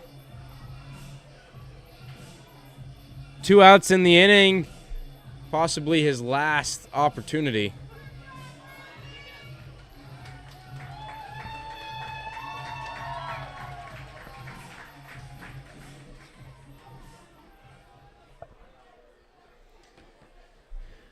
Moore getting ready to face off against Austin. Morris leading off. Going inside. A lot of inside pitches here. Yeah, trying to establish the inside part of the plate, but he's been missing arm side. That's how he was able to get that 2-ball earlier. Just another pitch on the outer part of the plate, get a ground ball. There goes Morris to second base. Great throw.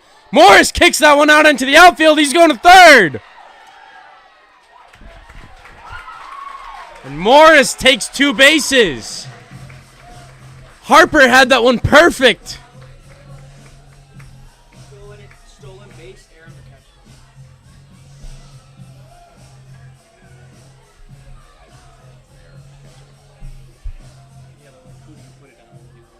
They hit off his glove. He got kicked out from Morris. Well, Morris is on third. Austin trying to drive him in. 2-0. 3-0.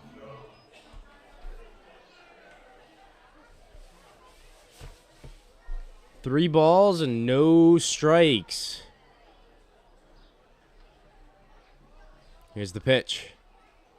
Ball 4. Now runners at the corners with the top of the lineup coming up and Jake Butler. Third baseman number 1, Jake Butler. Looks like Coach Gabriel is telling his right-handed arm in the bullpen to get hot.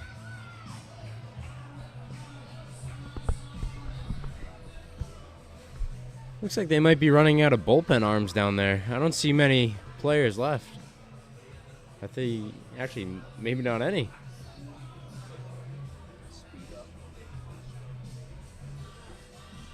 Looks like we might have a pinch runner coming on, too. We do have a pinch runner coming out, and it's Travis Hammond. Hammond had the bunt last night to win the game for the Muckdogs. And your attention, please. Pitch running for Batavia number 3, Travis Hammond. Hammond now at first base for your Batavia Muckdogs. Jake Butler out here getting ready. The first pitch to Butler, low.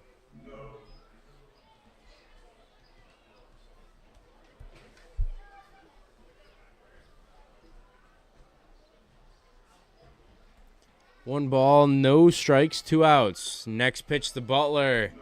Another ball.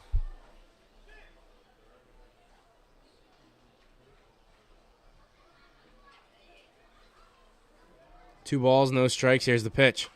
Hammond goes, and that one's fouled off.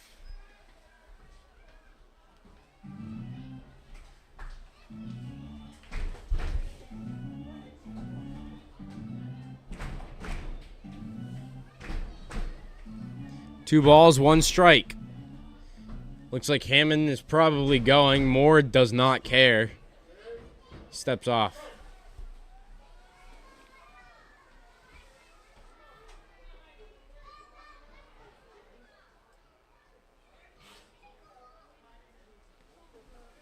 The 2-1 pitch. Ball high.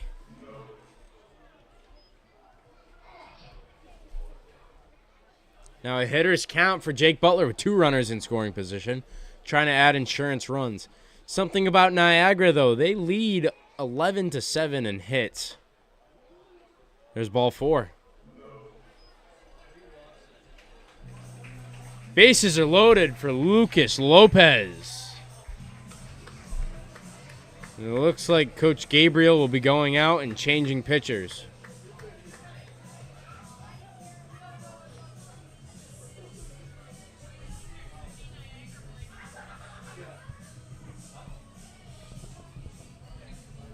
Coach is asking for the lights.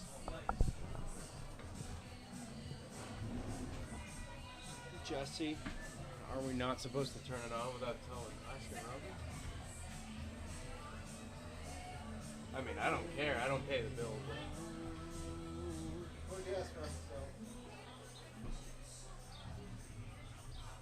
Jesse Capitano.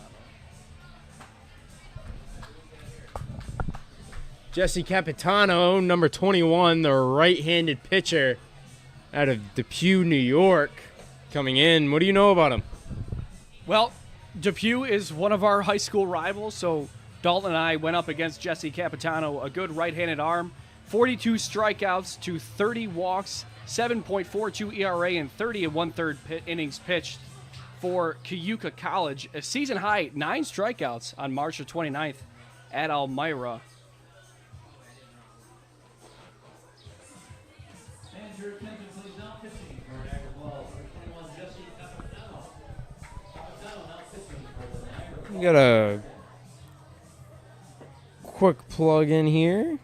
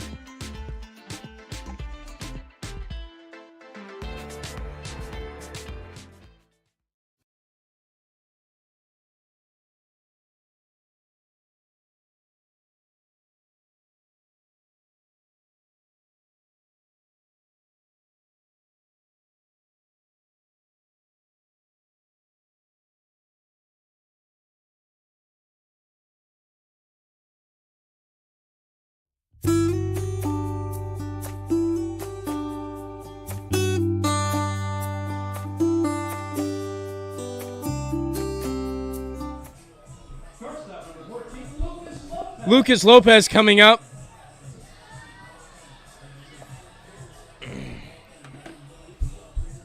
Base is loaded, 2 outs.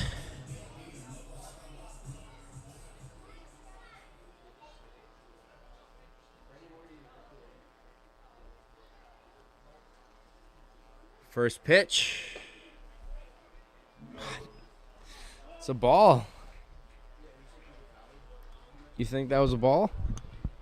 Objectively, no. I mean, we're a little off-centered. We're in the right-handed batter's box, straight ahead, but I don't know. 1 ball, no strikes, 2 outs. Lopez grounds that one through the legs of Miller. 2 runs come across. Skip waving around. The next run. Butler scores, and that's 3 runs for Lopez.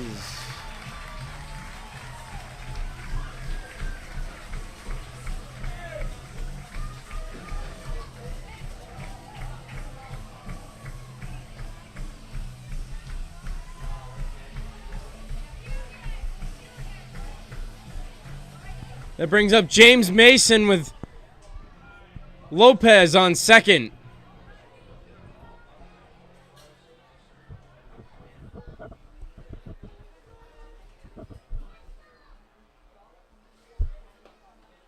in there for a strike.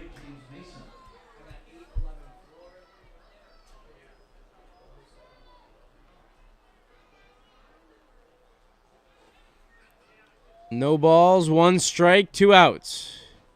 Ball outside.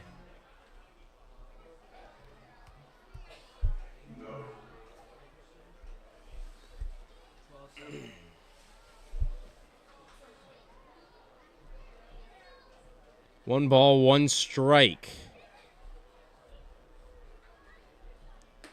Swung on and missed from Mason.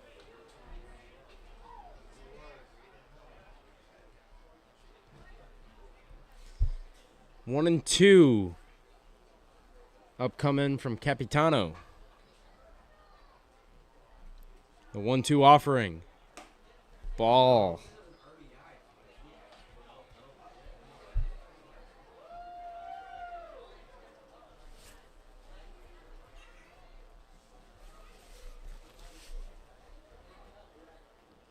Two balls and 2 strikes. Here we go. Inside, 3-2.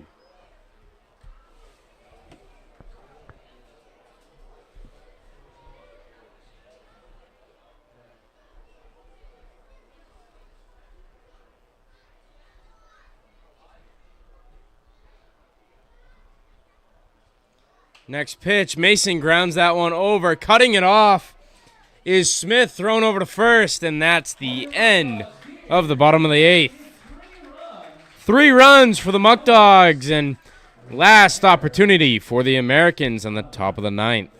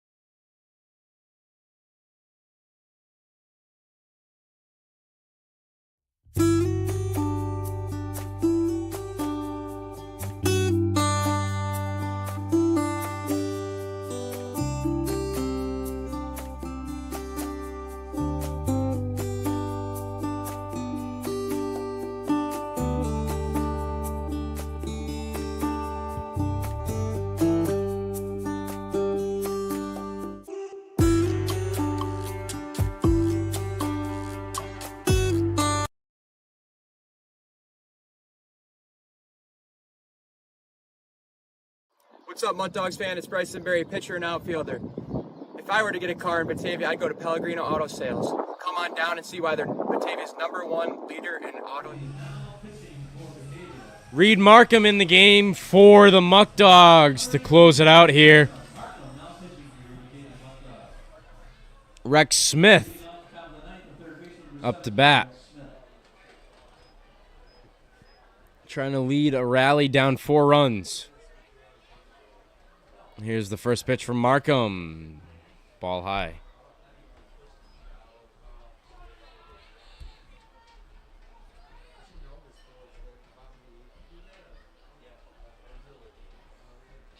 Next pitch from Markham.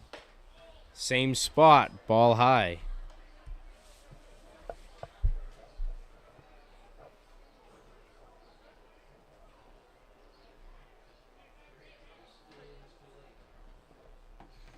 Two-0. 3 straight balls that are high.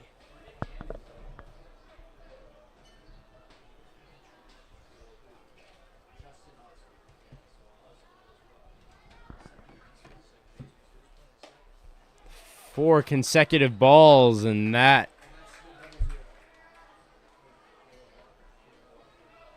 puts a runner on first. Now coming up is Dalton Harper. Thank you, Austin. Dalton Harper earlier today picked up his first knock of the season and 2 RBI double. Rex Smith leading off at first. Markham comes set. First pitch is a 2-seam downstairs for ball 1, 1-0. Dalton Harper, the catcher from Georgia Southern University, down in Statesboro, Georgia. Rex Smith with a one-way lead at first, the 1-0. Another 2-seam in there, called strike. The count moves even at a ball and a strike. Fans, if you're excited for Niagara Falls Americans baseball, come to our home opener next Friday. Call Nolan Palmer, the box office manager, 716-215-6161, as that one came in and got Harper. So he'll take the walk and earn his 90 feet with the runners on first and second for the Americans here in the top of the 9th. No outs. Right fielder, number 16, Gavin Boyle.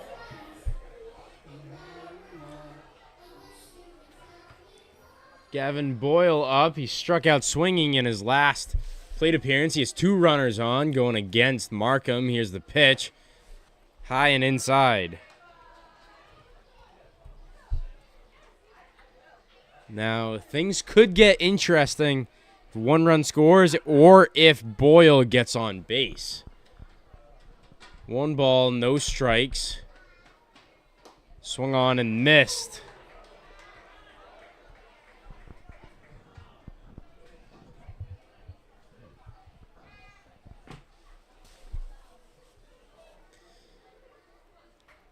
One pitch from Markham to Boyle.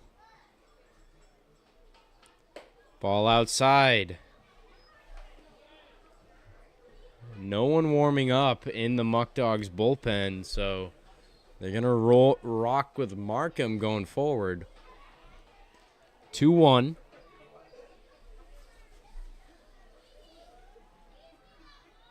Here's the pitch. Swung on deep down the right field line, but hooking foul. And Markham lucky to get that one back.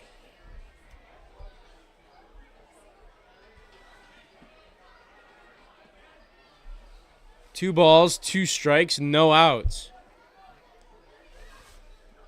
Markham trying to close this one out for the Muckdogs.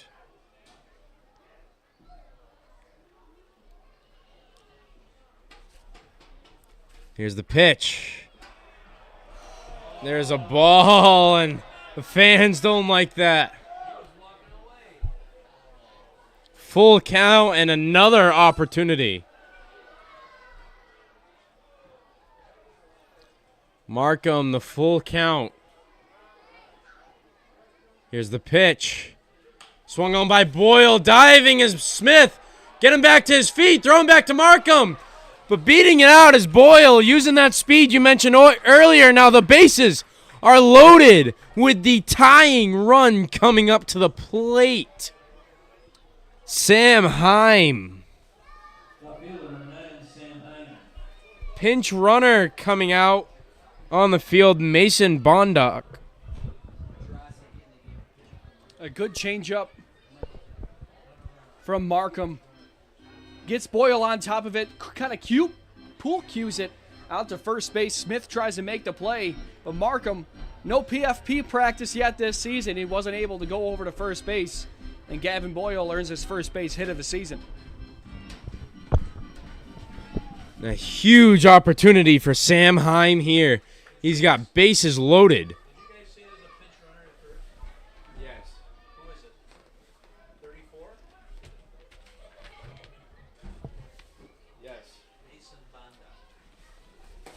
Ball outside. No outs. Bases are loaded.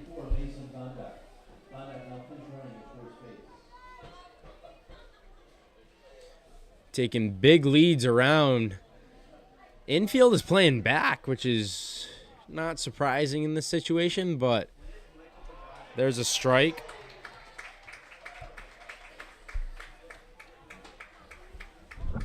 Sam Heim, the first annual North Tonawanda corn-eating champion. So maybe he's got a little bit of champion blood in him right now. Markham the pitch to Heim. Swung on and fouled over the head of Romick. Corn-eating champion. Yeah, that was the first fun fact. That's the first thing I learned about him, so that was pretty interesting. Not something you hear every day. 1 ball, 2 strikes. Markham the pitch. Ball high. 2 balls and 2 strikes.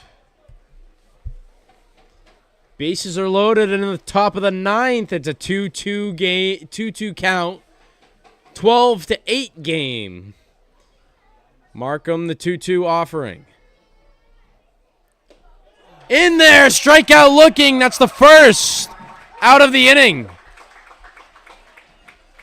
That's bringing up the center fielder, Jake Hollins, who had a good piece of contact earlier.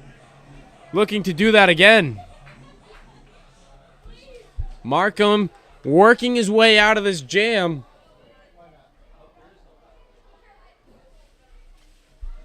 Here's the pitch. Ball high.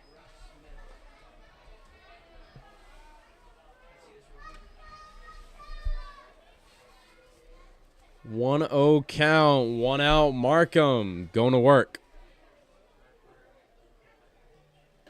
Swung on and missed.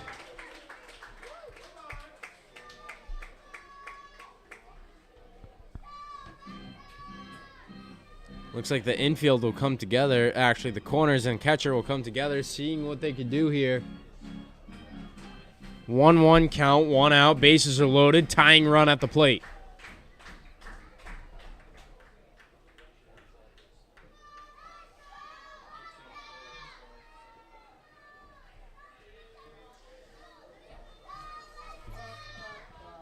Jake Hollins looking to drive in the runner. Markham, the pitch. Grounded over. Butler picked up. Thrown over to second. Back to first. He's safe at first, but a run comes across the score.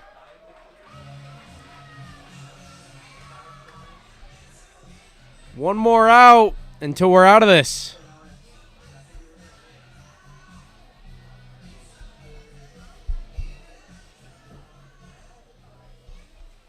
Tell you what a great redemption story this would be for Graydon Miller. Of course, had the Bill Buckner play happen on him where the 3 runs scored. That'd be a great time for him to come up big. 6-4.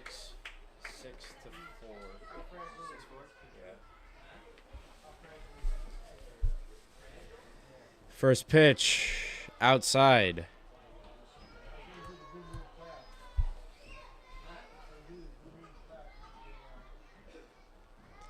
One ball, no strikes, 2 outs. Markham gets ready. He's set. Here's the pitch. Inside and low, right at the feet of Romick.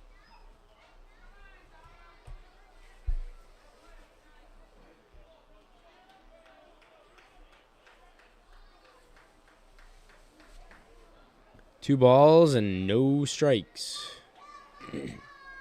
Here's the pitch. There's a strike.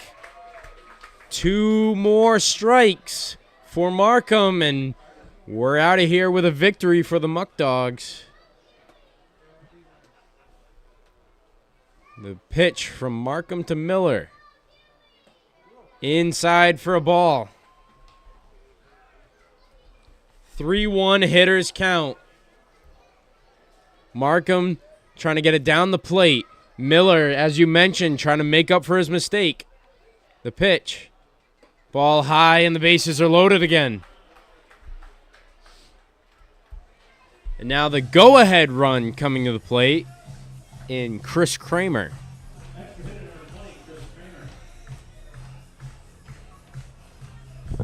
Chris Kramer could make a good day, a great day, already 2 for 4. Singled in his last at-bat in the top of the 8th. Markham under some pressure here. Go ahead run at the plate. Ball high and outside.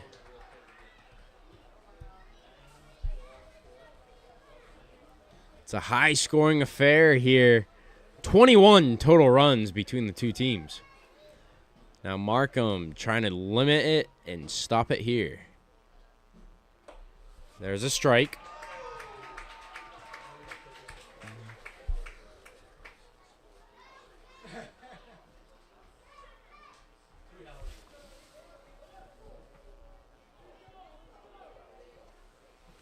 The pitch from Markham. Oh, another questionable one. The umpire's taking a beating here. Primarily the home plate umpire, a 2-1 count.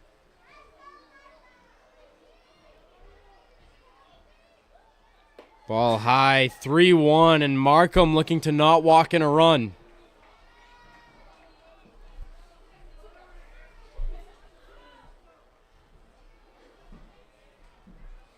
Kramer.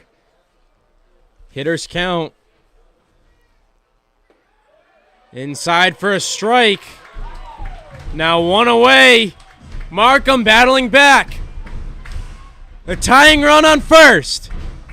The go-ahead run at the plate. Markham against Kramer. Markham lifts his leg, going to the plate. Ball high, and he walks him.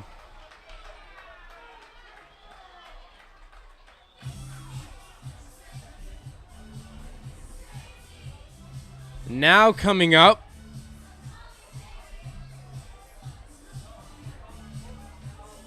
is Isaiah Scott with the tying run on second. Yep. Americans just kind of building up this, what they've been doing all game long. Isaiah Scott, a great left-handed hitter, a good slap hitter. Look for a hit the other way. He got speed at second base with Miller.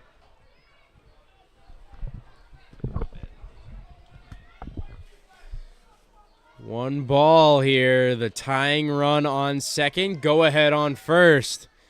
Scott looking to drive them in. The pitch from Markham. Way outside. Now we have a pitcher warming up in the bullpen for the Muckdogs.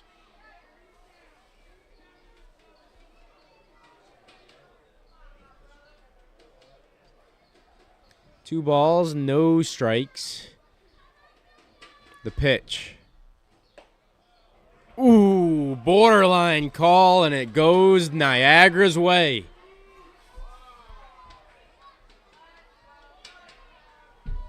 The 3-0, likely a take here coming from Scott.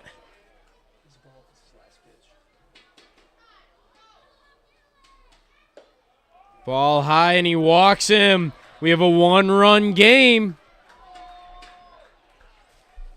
Coach Martinez making a call to the pen.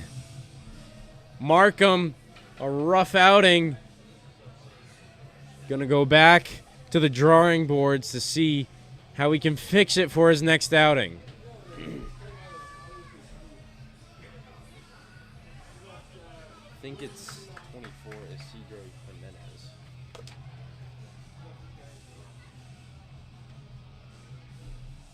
No, it's not. I don't know who it is.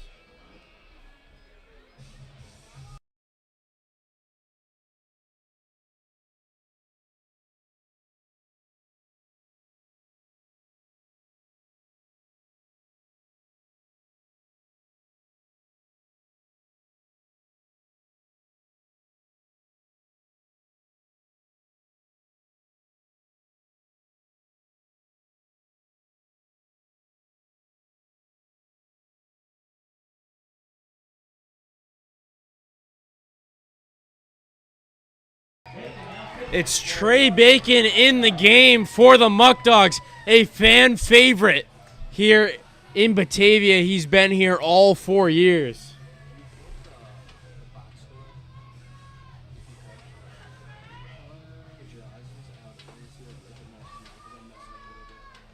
Trey Bacon in the game in a tough situation with the bases loaded.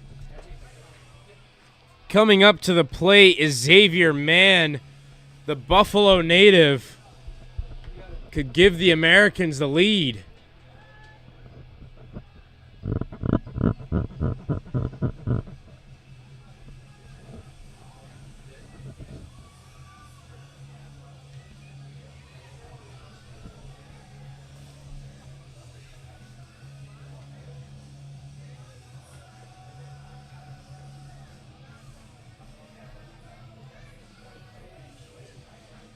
And Bacon getting his first pitching appearance of the season.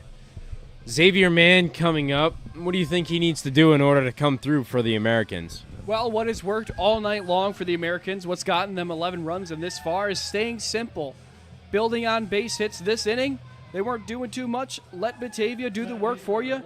So you just need a base hit. That's all it is. Xavier Mann coming up to the plate. A position that baseball players, when they're younger, dream of. They draw it up in the backyard. The ability to tie the game or take the lead here. 2 outs. First pitch is a strike.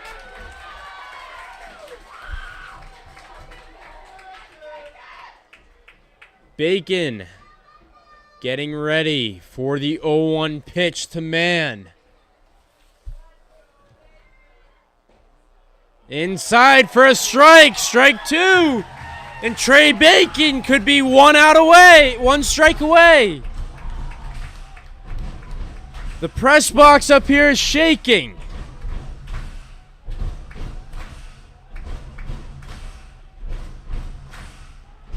Bacon gets ready.